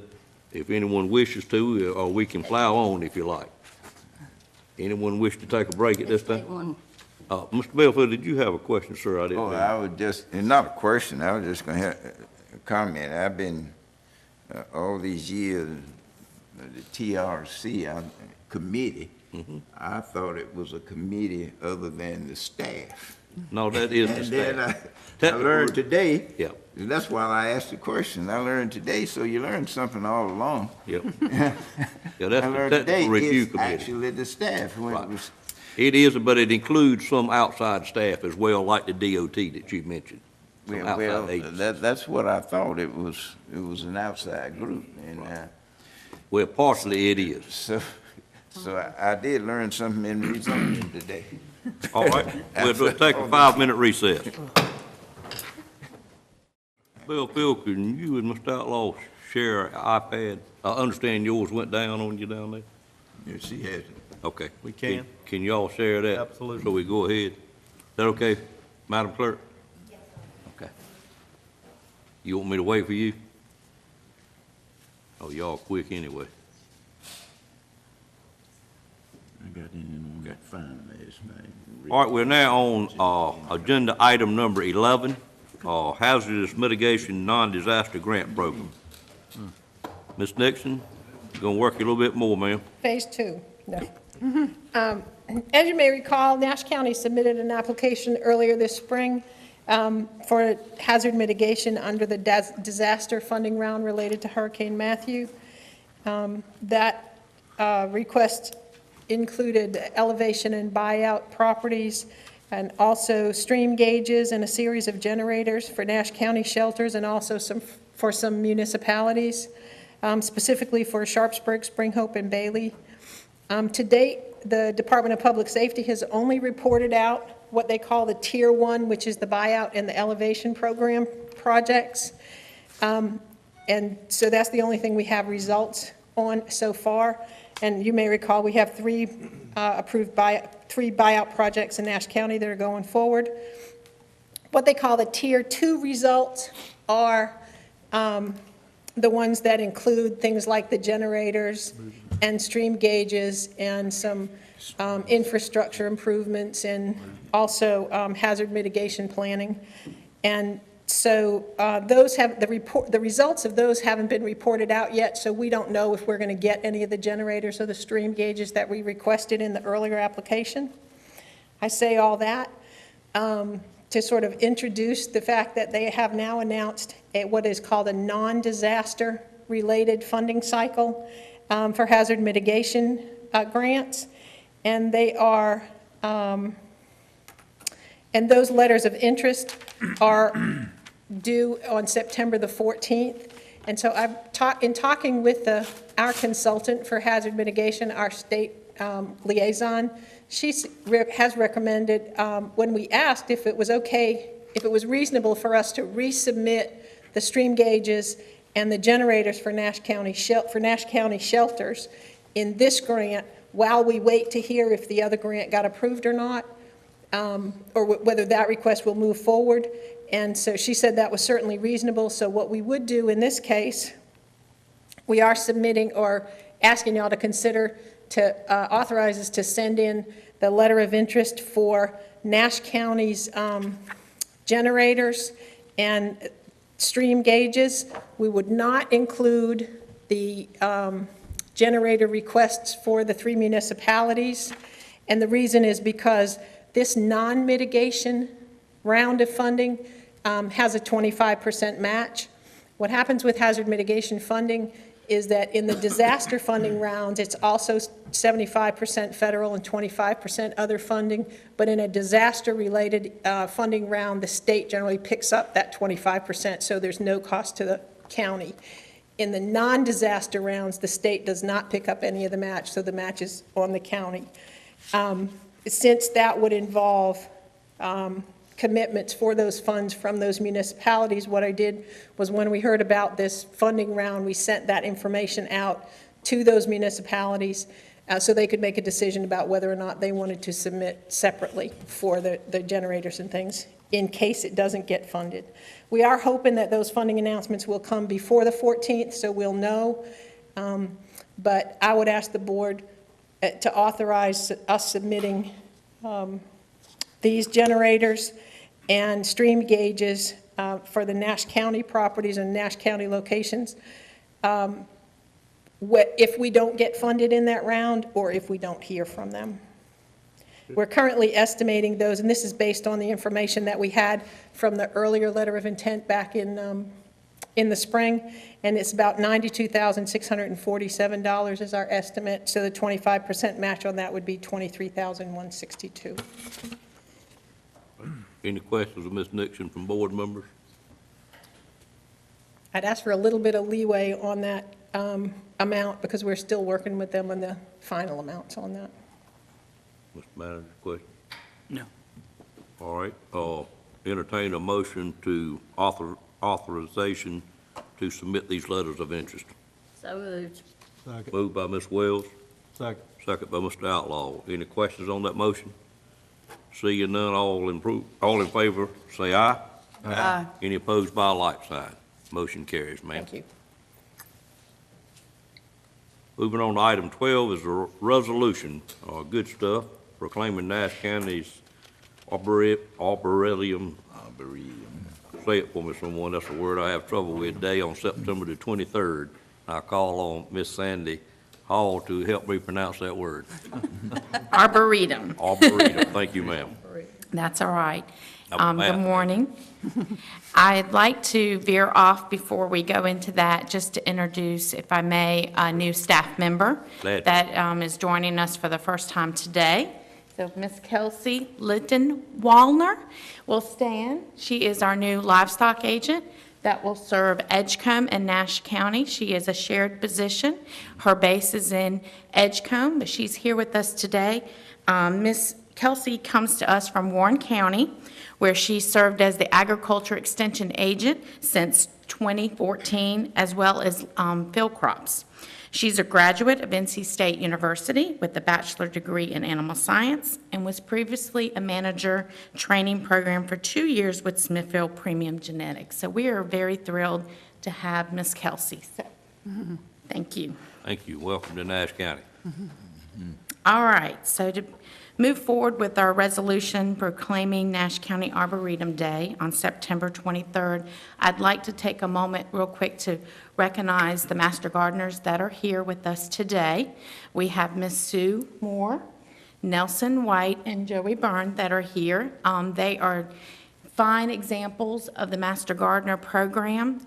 We have 90 active volunteers, and they have a passionate for what is going on with the Arboretum, being a teaching facility to serve our communities in beautification. So we thank them for being here. Also, Matt Stevens, their fearless leader, our horticulture extension agent. So I will proceed with reading of this proclamation.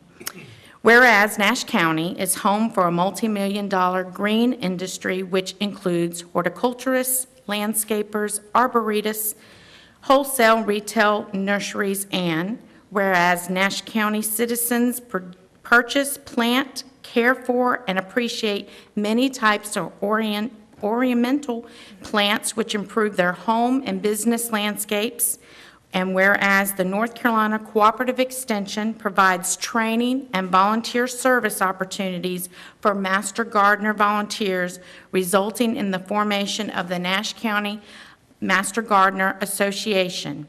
And whereas Nash County is proud of the county arboretum development by more than 90 active emeritus and alumni Master Gardener volunteers.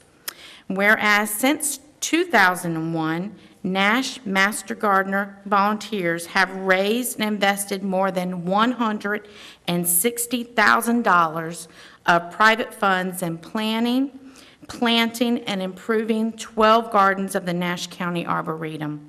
Now, therefore, be it resolved, the Nash County Board of Commissioners declares the entire day of Saturday, September 23rd, 2017, the Nash County Arboretum Day, encouraging citizens to visit, participate, and enjoy the educational activities that take place at the Nash County Arboretum on the grounds of the Nash County Agriculture Center, adopted this 5th day of September 2017.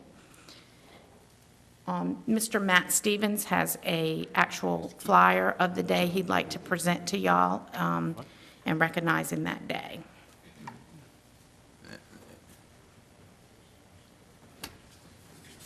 We thank you for your continued support and what is going on there at the Arboretum. Thank you, Matt.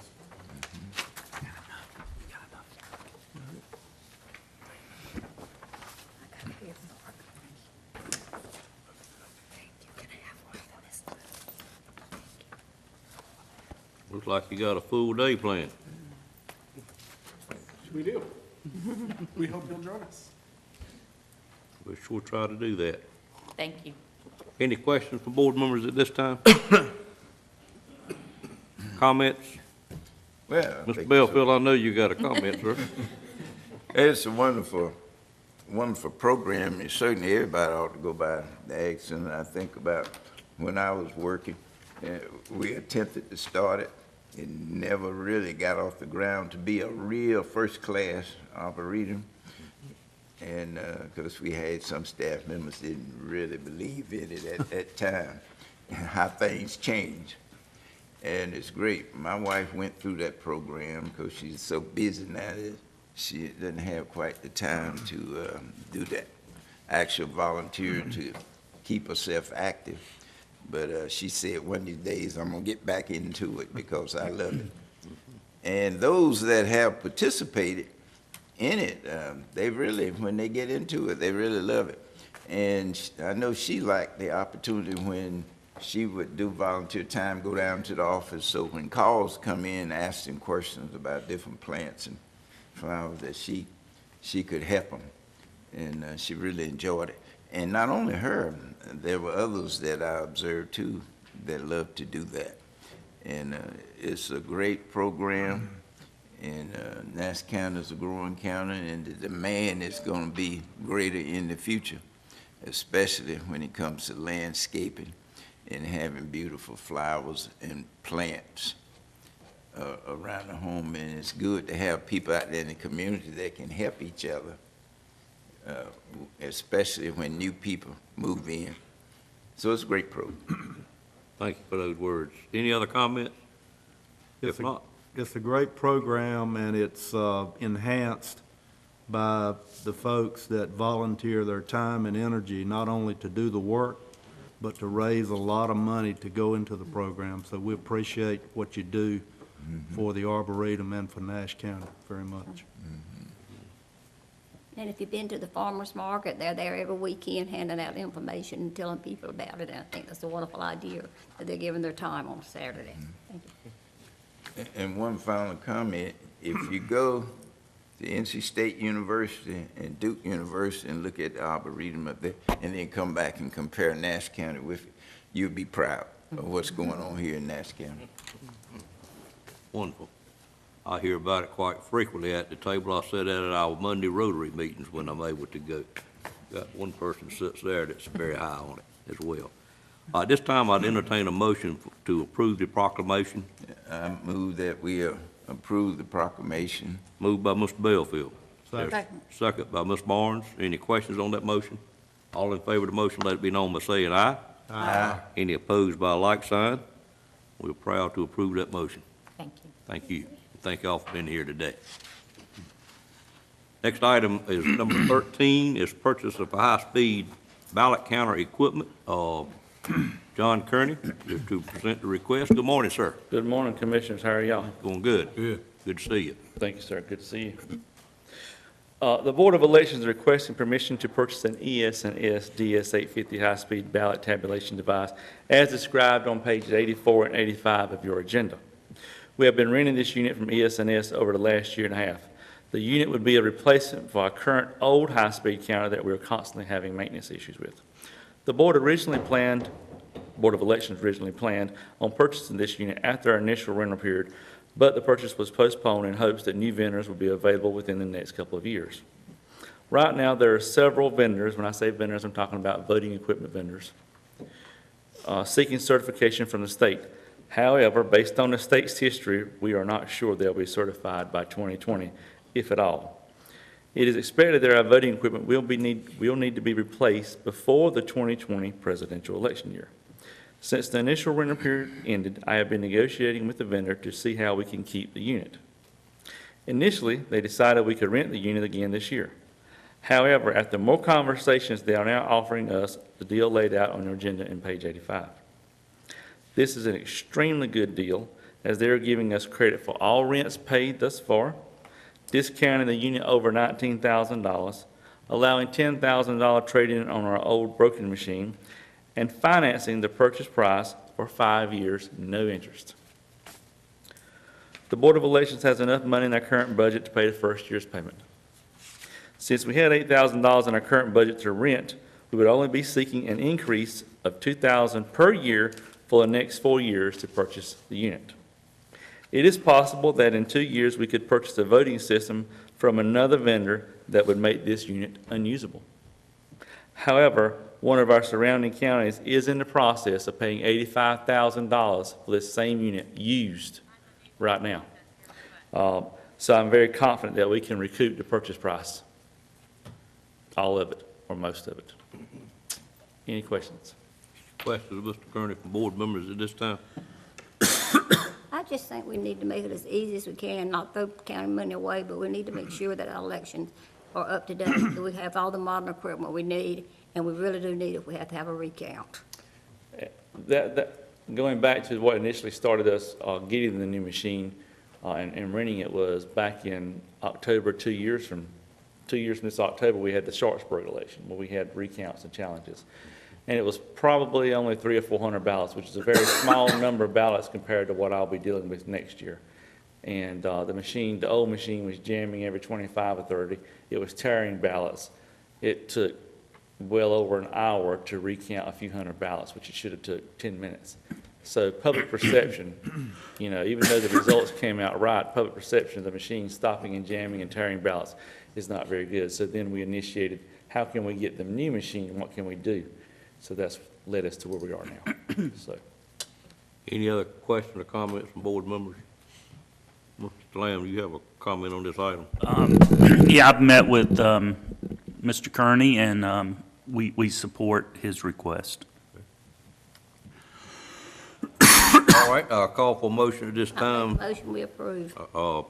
to replace the high-speed counter. I've got a motion by Ms. Wells, a second by Mr. Belfield. Any questions on that motion? All in favor of the motion, let it be known by saying aye. Aye. Any opposed by a like sign? Mr. Lamb. Motion carries.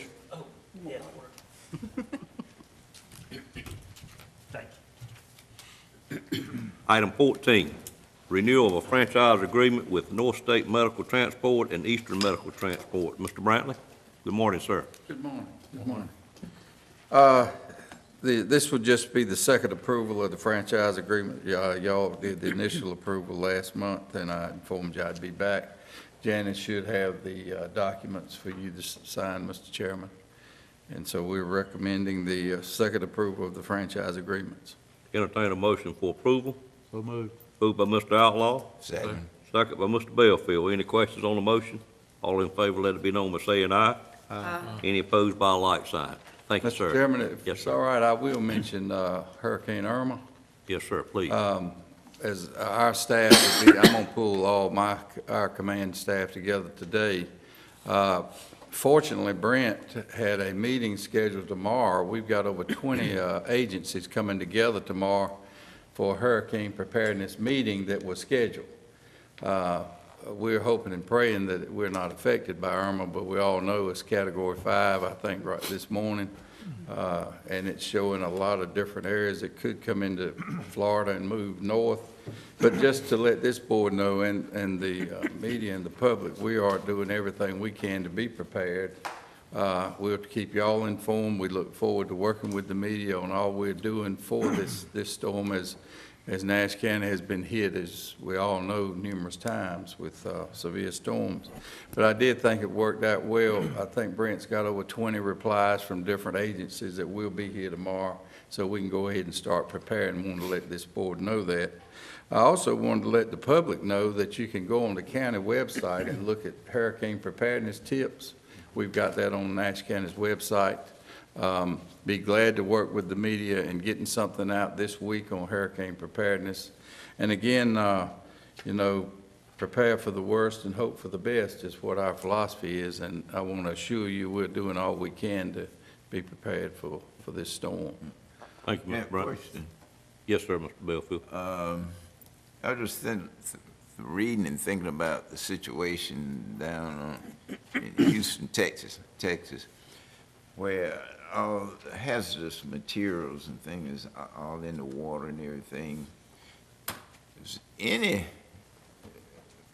taking a look at how you handle these situations in preparedness for flooding and these treacherous storms that comes along, like hurricanes and Yes, sir. or excessive rain at one time?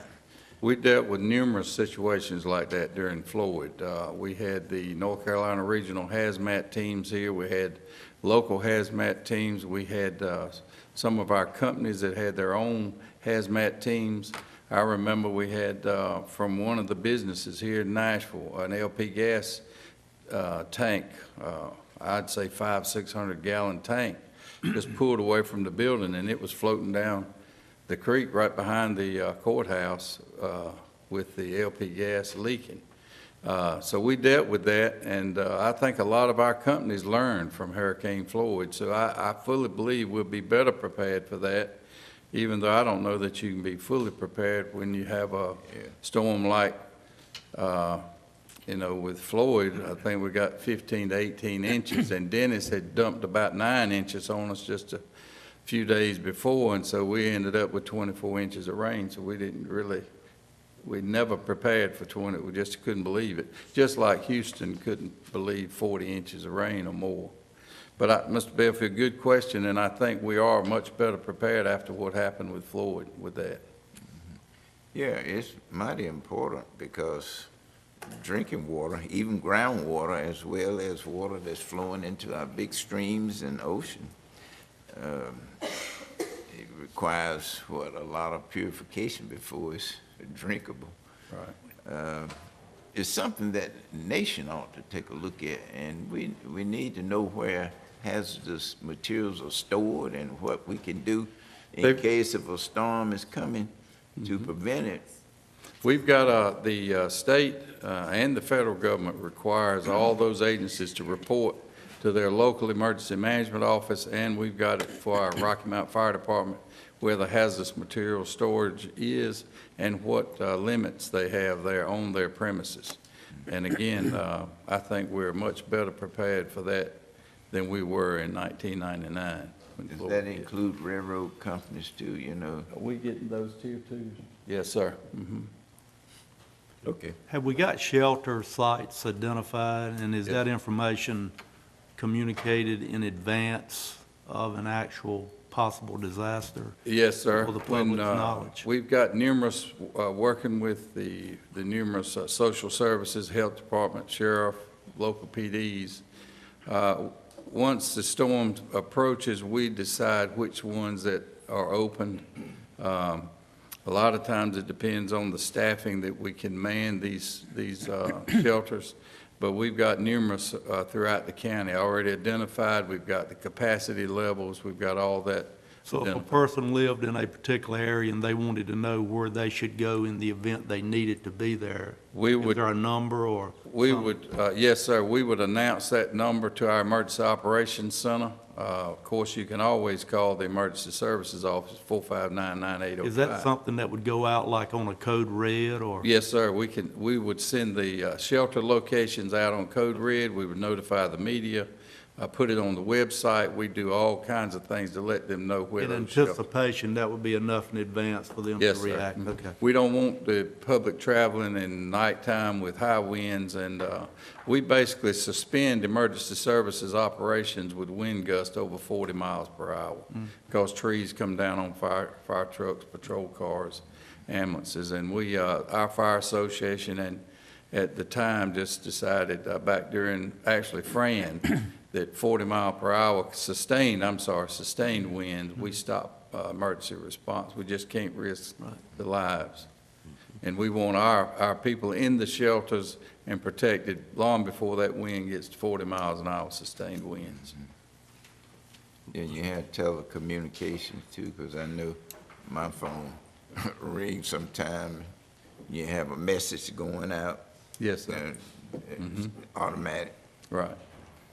Mr. Lamb? Yeah, explain to them that we open shelters sometimes prior to it even being a threat to us locally because of our responsibilities for our coastal neighbors. Yeah, we actually at one time had become friends with a lot of people from the coastal area.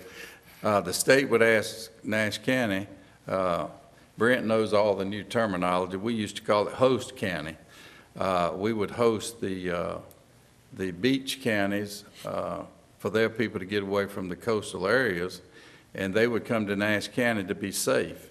And we would have sometime the same people coming to our shelters here in Nash County. One of the ones used to be at Bienvenue Elementary School. We always would open that one for the state. And so we would have coastal evacuees that are already designated to come to Nash County. Some are designated to come to Wake County. Brent could probably tell me, who are some of the other, is Edgecombe now? Wilson. Tier 1 counties are Northampton, Halifax, Nash, Wilson, and then Tier 2 would be Franklin and Wake and Edgecombe. And the tier 1s are the first required. We are one of the first groups. The state will ask us, if it's going to hit the coastal region, would you please open up? And we did that for Irene, and we opened up Inglewood Baptist Church, I believe is where we opened that one. And had, do you remember how many it was? 48, something around? So we had a pretty good response for that one. But yes, sir, we do that. The shelters are planned, and also the state sometime asks us to open a shelter. I think it's the state, we've always responded to the state. Years ago, the state would not reimburse counties for that, but they do reimburse counties for the additional people we have to bring in for those shelters now. And so it's been a really good relationship with the state. Great. Okay. Thank you, sir. Thank you. Appreciate it. Yes, sir. Let's see, I'm now on item 15, Middlesex Shell Building alternates. Mr. Stolson, good morning, sir. Good morning.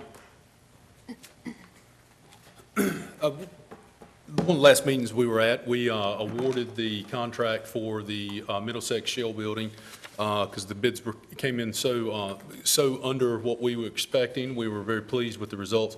But we approached the contractor and asked them to provide an additional price as an alternate. And what you've got in front of you are 4 different alternates. The first one is the 50 by 50 lobby area expansion that we added back in as an added benefit to the building to give an extra area and keep the 200 by 300 footprint, and then add the 50 by 50 back to it. This price was priced by by Smithson Contractors, who was our low bid, and we awarded to them last time. So it's in consideration of that. The other 3 options are 3 that were recommended by Smithson as alternates or as potential things to consider for us to develop this building. Number 2 is a column grid that would allow to configure a wider spacing internal and give wider spaces for more, accommodate larger industry. The other 2 are 2 options for the roof that would be a choice, either number 3 or number 4, but it's 2 different options, 2 different construction techniques and materials. After reviewing all of the different options, the 50 by 50 lobby area seems to be a very fair price, very good addition, and it will be a very good value for us. The additional spacing, alternate number 2 that they have asked for, that would change the structural steel package just a little bit and add about a $22,000 upgrade to the contract, does not seem to be an option that would really give us that much value, especially since we do not have a tenant identified for the building. They may come in and more specifically at the spacing we have, and there's no need to spend additional dollars to get an even bigger spacing. And as a matter of fact, the spacing that we proposed in this building is actually bigger than any of the other spec buildings that have been done around the area in the county and the different corporate parks that we've been doing these buildings. The TPO roof, alternate number 3, and the insulated metal panel roof, which is alternate number 4. Since we do not know the potential client that will be going in this building, don't see the need and don't see the added expense being justified for whoever the tenant will be. So I go forward with asking you guys, I can recommend the lobby addition, the 50 by 50 lobby area, which comes with a price tag of $76,276. It would raise the total contract, which the original contract was $1,369,619. The addition, adding alternate 1 would push us to $1,445,895. And that's the recommendation I have for the board, and would ask you to consider these options and, based on our recommendation, give me some authorization to move forward with amending their contract and getting this awarded. Thank you, Mr. Tolson. Any questions of Mr. Tolson at this time? So you just propose an alternate number 1? Yes, sir. I think it's the only one that gives us any true added benefit without knowing the client at this time. Mr. Outlaw? Without knowing the client, do you not feel there may be some benefit in alternate number 2, which seems to be, it's a lot of money for me, but in the big picture in this project, it's not a lot of money. I would agree, but again, the other buildings that we've done of this size had even smaller bay spacings than what we have currently in the contract. So this larger spacing, we just have not seen the demand for the even larger spacing, which would be about 67 feet. Right now, we're sitting at about 50-foot spans. So it's the pleasure of the board to, if you'd like to award that piece, but don't know the benefit, don't see the benefit with not knowing the client at this Well, the time. money, you can't add it after you build it. That's true, so very true. You've got an opportunity to do it now if the board chooses to do so. Very true. Wayne, our existing shell buildings all have been on a 40-foot spacing, and this one's at 50 as currently designed. Why they didn't design it like that in the beginning? Why, they didn't design it like? Design it, you with the 50? Our span. contractor is going to be designing it, and these are things that they would allow in the design that they're going through. This is a design-build project, so these are the items that they wanted to check with us to see if we wanted, and these are the adds to the contract that cost would be. The recommendation we had was a 200 by 300 footprint with a set base spacing that we knew was larger than what else had been built in the county. And they are recommending this just because they say that their industrial clients have asked for as large a spacing in the past on different things. Now, I don't know if they've built any other buildings or not. Any other questions from board members? Seeing none, I would entertain a motion to approve the recommendation of Mr. Tolson. So moved. Moved by Mr. Outlaw, second by Mr. Bellfield. That is to approve alternate number 1. Any questions on the motion? All in favor say aye. Aye. Any opposed by a like sign. Thank you, Mr. Tolson. Thank you. Item 16 is a resolution to authorize donation of county-owned surplus material to Nash Community College. Ms. Wood, good morning. Good morning. This is requesting board approval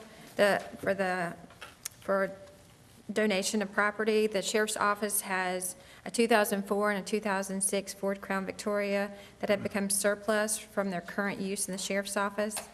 And the Sheriff's Office is aware that Nash Community College is in need of vehicles for use with the basic law enforcement training class.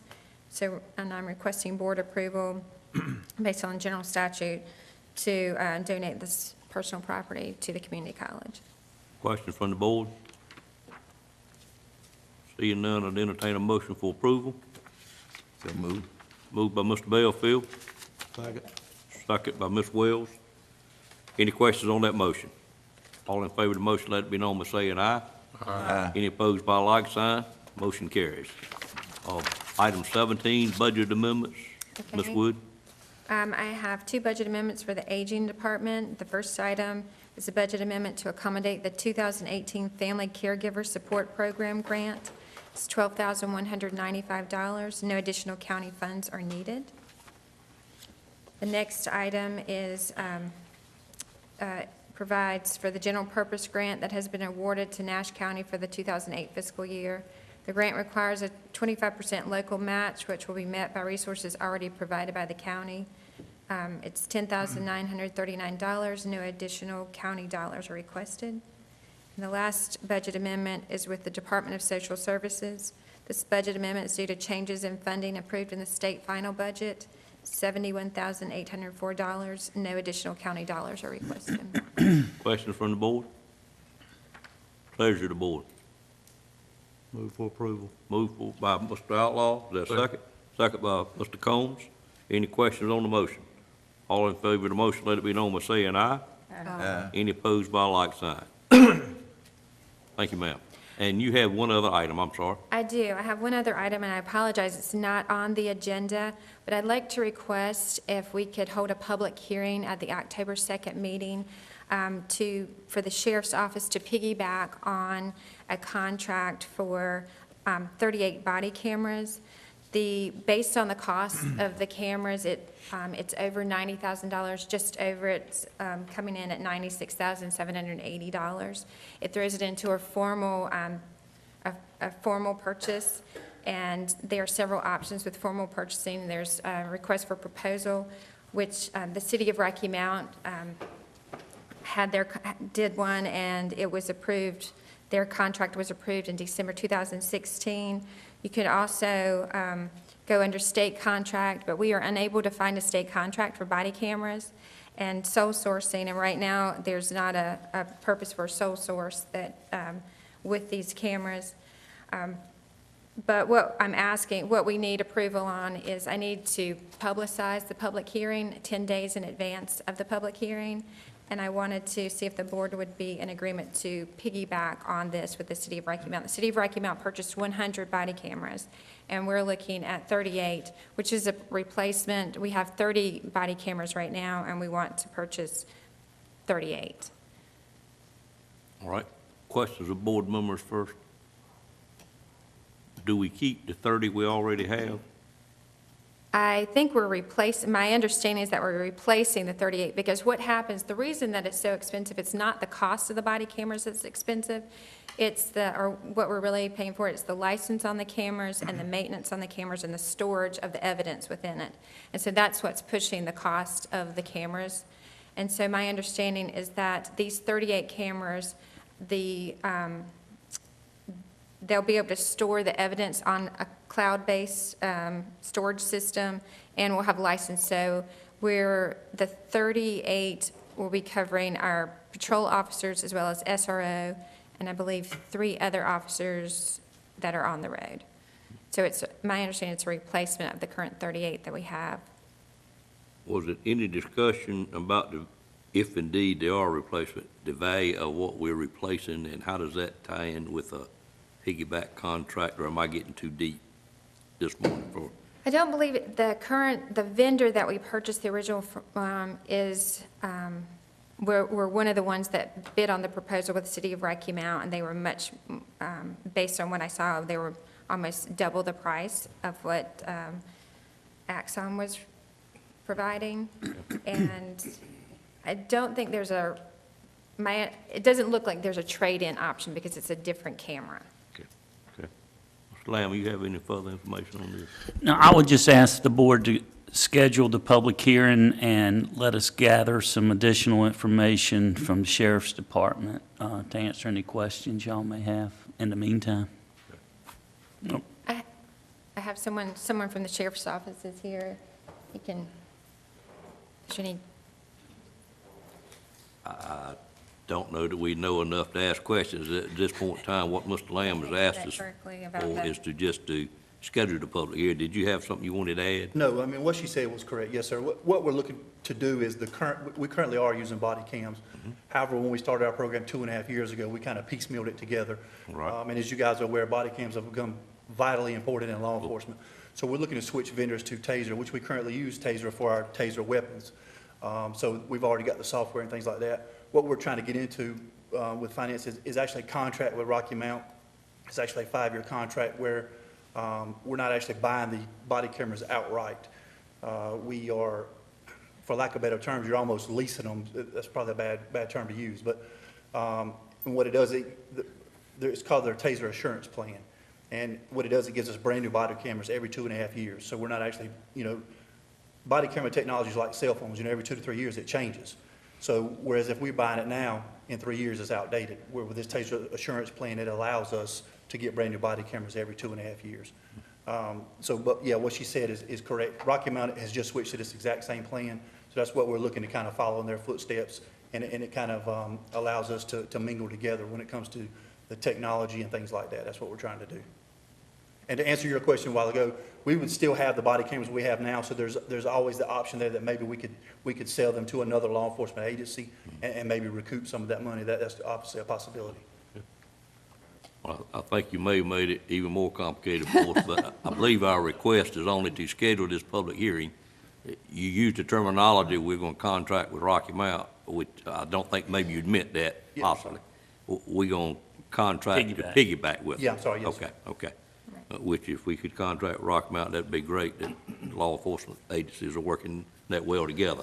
Yes, I was just trying to get understanding the request, does any board member have any issue with scheduling the public hearing until we find out more information on it? You're talking about at next meeting? It would be scheduled to our next meeting, not our next meeting, but the October meeting. I'm still trying not to conduct business on our interim meeting at the request of the board.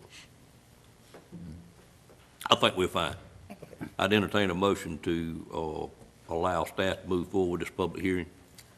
So moved. Moved by Mr. Outlaw, is there a second? Second. Second by Ms. Barnes.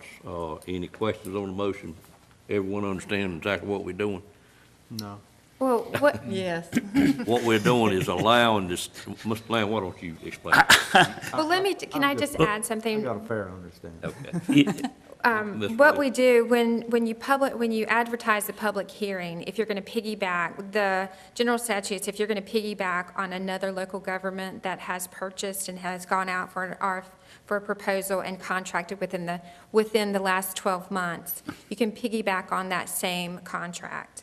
And what it does when you advertise, it allows the other vendors to come forward if they have another offer.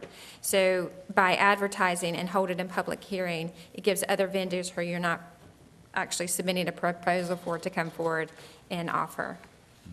So we still could potentially have a competitive process. So there, yes, exactly, and that's why it's required for the public hearing. I just don't recall, and I've stated before, I don't recall as much as I used to, but us doing this phase when we did it for, say, Mr. Brantley with ambulances, or maybe a backhoe at the landfill, I don't recall this step in there. Is it something new in the general statute? Well, no, but before we advertise for a public hearing for piggybacking, I know that it's the board prefers to do, to go out for proposals and to also use state contracts. I got you.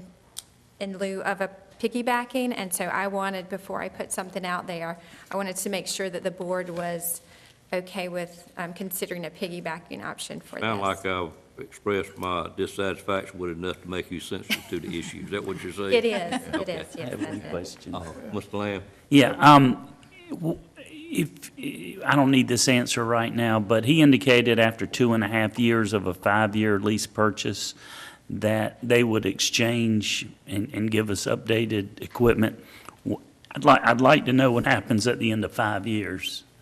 If we enter into a new 5-year, or whether that continues beyond that 5 years. Well, I really think the board, in looking at them and their questionable faces, that we really want to get right much more information on this item prior to moving forward, but we will allow the public hearing to move forward when Mr. Lamb is comfortable with it doing that. Is that okay?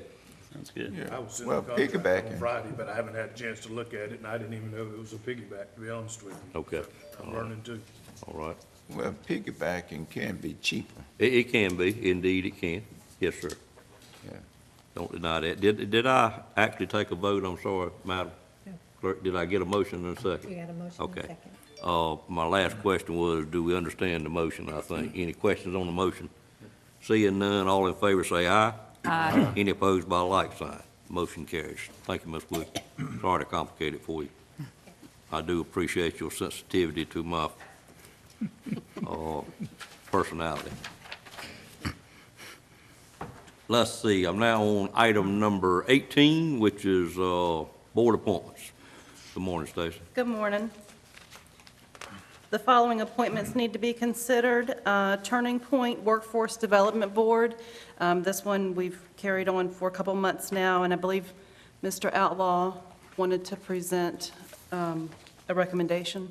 We have an application from Eddie Coates. Eddie is the VP of Development at North Carolina Wesleyan. Eddie is interested in serving the community, which he has done in previous areas such as Habitat for Humanity. I think he would be, in talking to some members of the Turning Point Board, he would be a great addition, a great asset to this board, and therefore I would recommend Franklin Edgar Coates, Eddie Coates, be appointed to the Turning Point Workforce Development Board. I take that in the form of a motion. Is there a second to the motion? Second. Second by Mr. Combs. Any questions on that motion?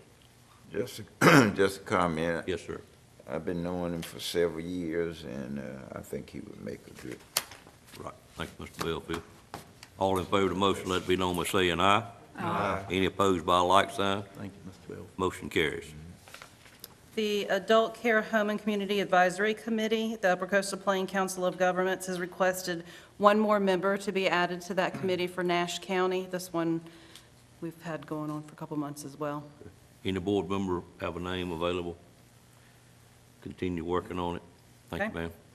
ma'am. Spalding Family Resource Center Board, Commissioner Lou Richardson's term for the Spalding Family Resource Center Board has expired. I'm sorry, it did, expired September 1st, and she is eligible for reappointment. Okay, and I apologize for not saying something at the first of the meeting, but Ms. Richardson is out today. As board members know, she had a full knee replacement early last week on her right side, and I talked to her last night. She seems to be doing extremely well, had more energy than I've heard from her quite a while. I'm not sure what medicine she was taking. But anyway, she wanted to let the board know she was doing extremely well and that she was certainly willing to continue to serve in this position. So I'd entertain a motion to approve that request. I move that she be reappointed. Second. All right, moved by Mr. Bellfield, second by Ms. Barnes. All in favor say aye. Aye. Any opposed by a like sign. Motion carries. And of course, with the Consolidated Human Services Board, we're still looking for a psychiatrist. Okay. And that's all I have. Anyone have that one? We'll continue working on it. Thank you, ma'am. Thank you. Next item is item 19, Town of Whitaker's waiver request for pump station at Taylor's Estate. Mr. Wren, good morning, sir. Good morning, Mr. Chairman and members of the board, Mr. Manager. Ironically, I think this order of business is kind of old business, indirectly related, I think, to Hurricane Floyd that's already been mentioned this morning. The Town of Whitaker's and the county and the developer years ago, right after Hurricane Floyd, entered into an agreement. I think it was it was an infrastructure grant that took place at that time, and they developed a couple of phases, a total of 36 lots. And as you can see in this map, the subject of the request today is the parcel highlighted in blue. And this is actually, you can see that this parcel kind of meanders through the subdivision.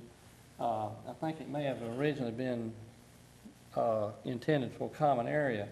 But anyway, the request is the result of a foreclosure action that the town took in 2015. The town foreclosed on 16 parcels, and 3 of them were sold at the foreclosure sale, and then the remaining 13 were unsold and became the property of the town.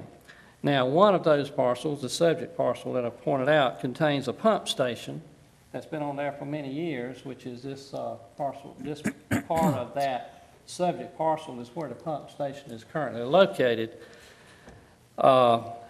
And at the time when the infrastructure grant was put in or approved, apparently the intent was that that parcel would be conveyed to the town for the purpose of a pump station.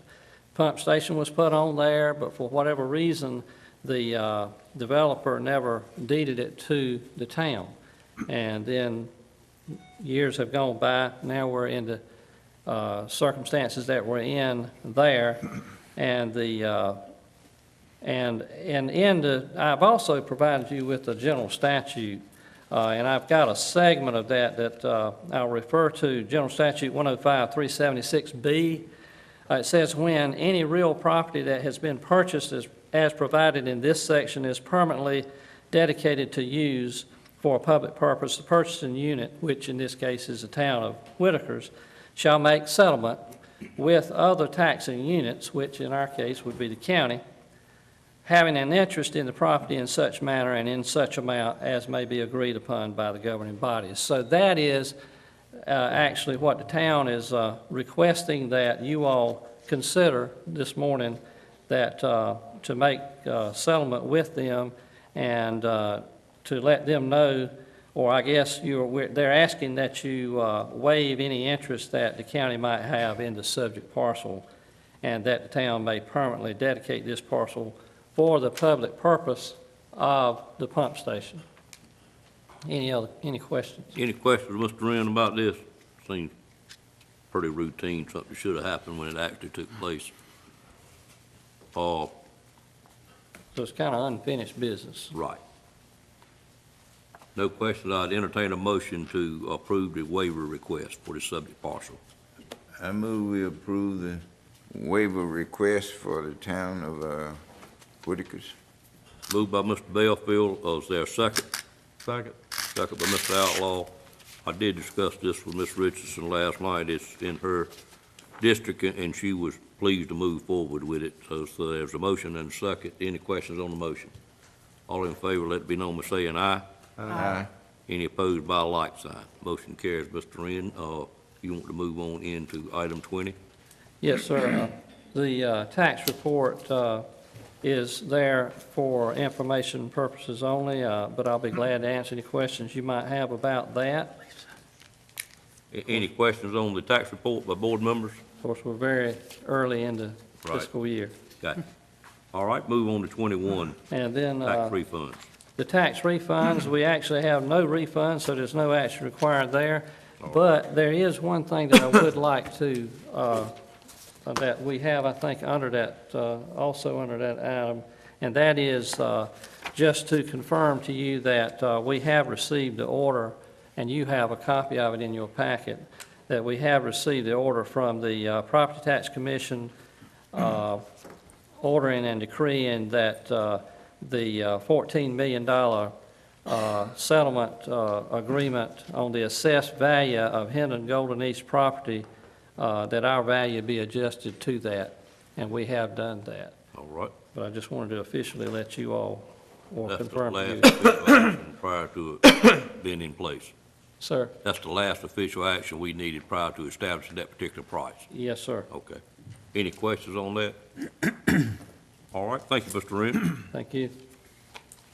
At this time, I'd call for any comments from commissioners, anything they wish to say. I will say on behalf of Ms. Richardson, she asked me to thank the board for nominating her to represent the county at the recent association meeting that we had in Durham. She said she enjoyed the 3 days tremendously. She was very proud that each one of us was able to attend some portion of that. I don't know that that's happened in the past, but she spoke very highly of that. And of course, she was also very tickled that we had the great big trophy that showed we won the most awards while we were there as well.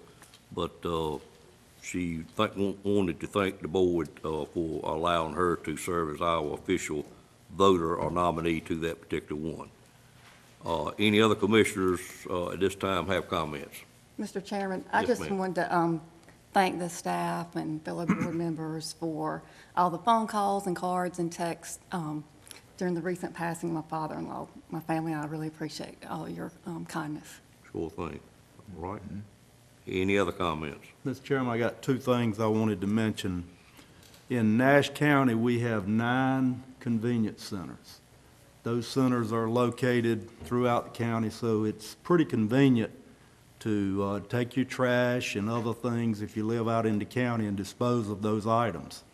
Recently, in District 5, which there's convenience centers located in proximity to District 5, but someone chose the option to go down a fairly isolated road, dump off several large pieces of furniture, a good month or two's worth of trash, and the residents on the road, when they saw it, commenced to picking up the trash. They got the trash up. I had to employ some help from the sheriff's department, and the sheriff's department got DOT involved, and we got the furniture removed. But I just wanted to send a shout out to the sheriff's department. I'm thinking on that same day, the previous evening, there was a quadruple murder up in Halifax County at the Nash County line. We're dealing with an opioid crisis and just numerous other very significant issues in the county. And I just felt really bad about having to ask the sheriff's department to get involved in helping me get up someone else's trash. But I do appreciate it. They did it within a day, And hopefully, there was some information provided to them which would allow them to identify the person that did that deed.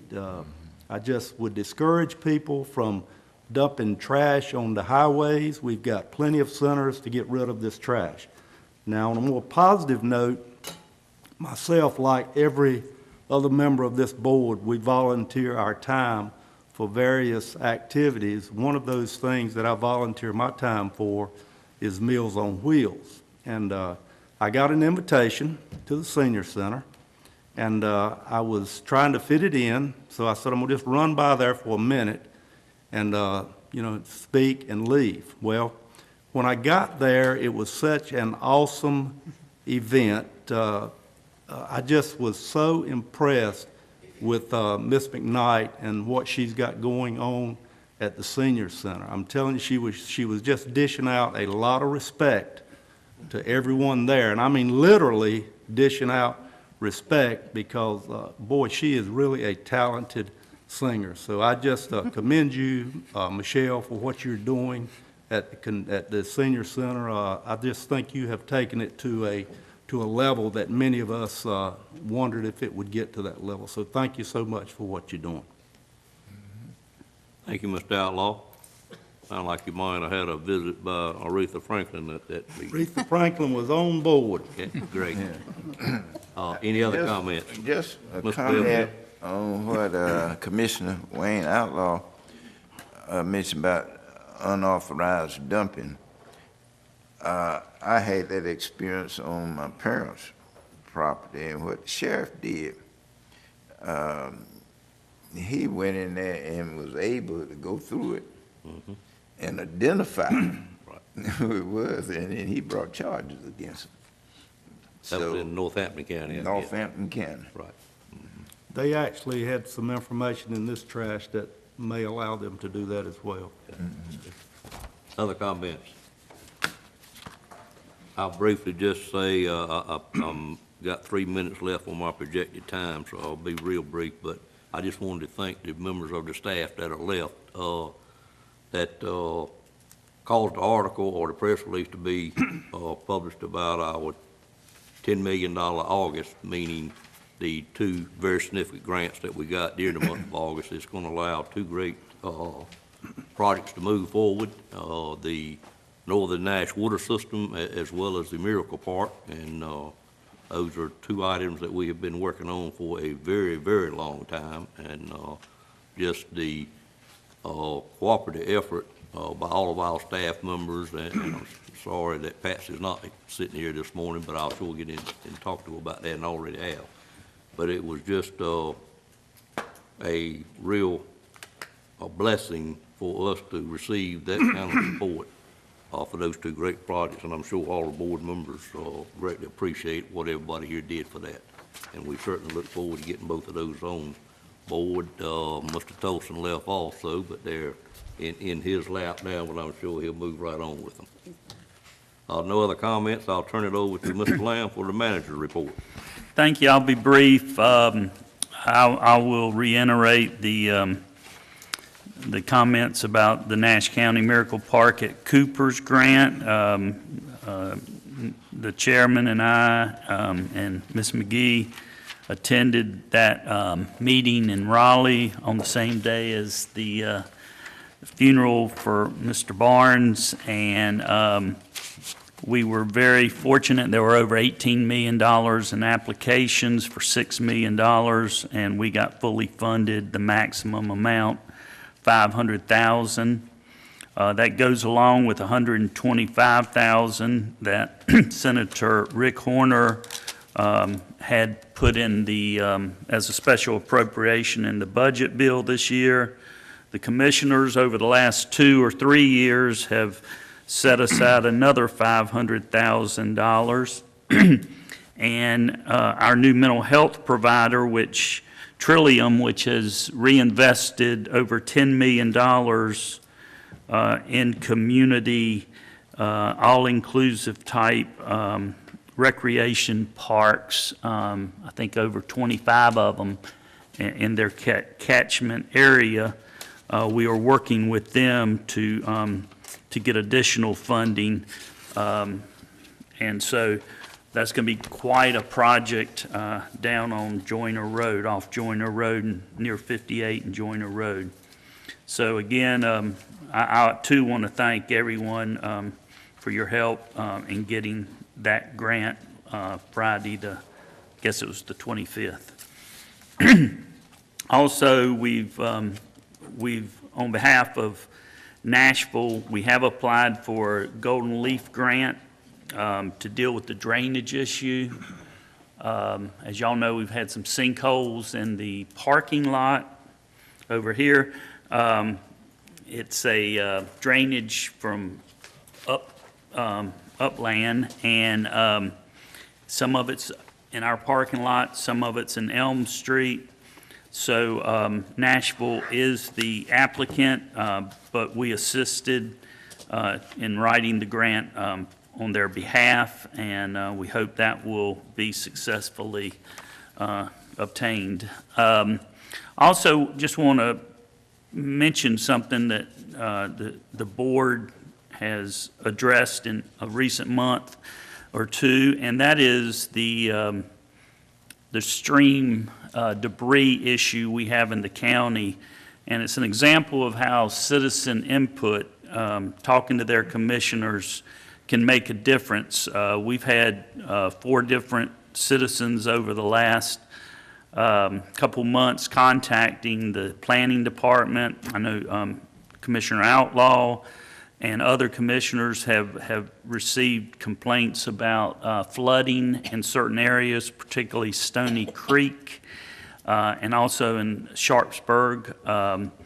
And so last meeting, I believe it was, the commissioners passed a resolution urging the state to provide funding as they did after Floyd and other hurricane events. And after we did that, we sent it to every county, and before we got a response from Currituck County, which told us about a grant, we were told about that grant by Miss Valerie Harris that might be available. And so I'm glad to announce that on September 1st, the county did submit a grant application under the leadership of Ms. Harris and Soil and Water Conservation staff to get cleanup funds. It's called a Stream Debris Removal Grant. And so I'd like to publicly thank her and others, and again, the commissioners for urging us to try to find those fundings, that funding that we did not prior to that know existed currently. So we're on our way to getting some debris removal money, hopefully, to help with the flooding issues that have occurred in the past here in the county. And that's all I have, Mr. Chairman, members of the board. All right, at this time, I need to call for a closed session. The closed session will be for economic development and matters of attorney-client privilege that are allowed in closed session for the benefit of the media. We do not expect any action to take place after the closed session. If something should change, I'm certain Mr. Lamb would notify you immediately upon us leaving or breaking up, or you're welcome to stay if you like. Entertain that motion for closed session at this time. Go into closed session for economic development and attorney-client purposes. Moved by Mr. Bellfield, second by Mr. Outlaw. Any questions on that motion? All in favor of the motion, let it be known by saying aye. Aye. Any opposed by a like sign.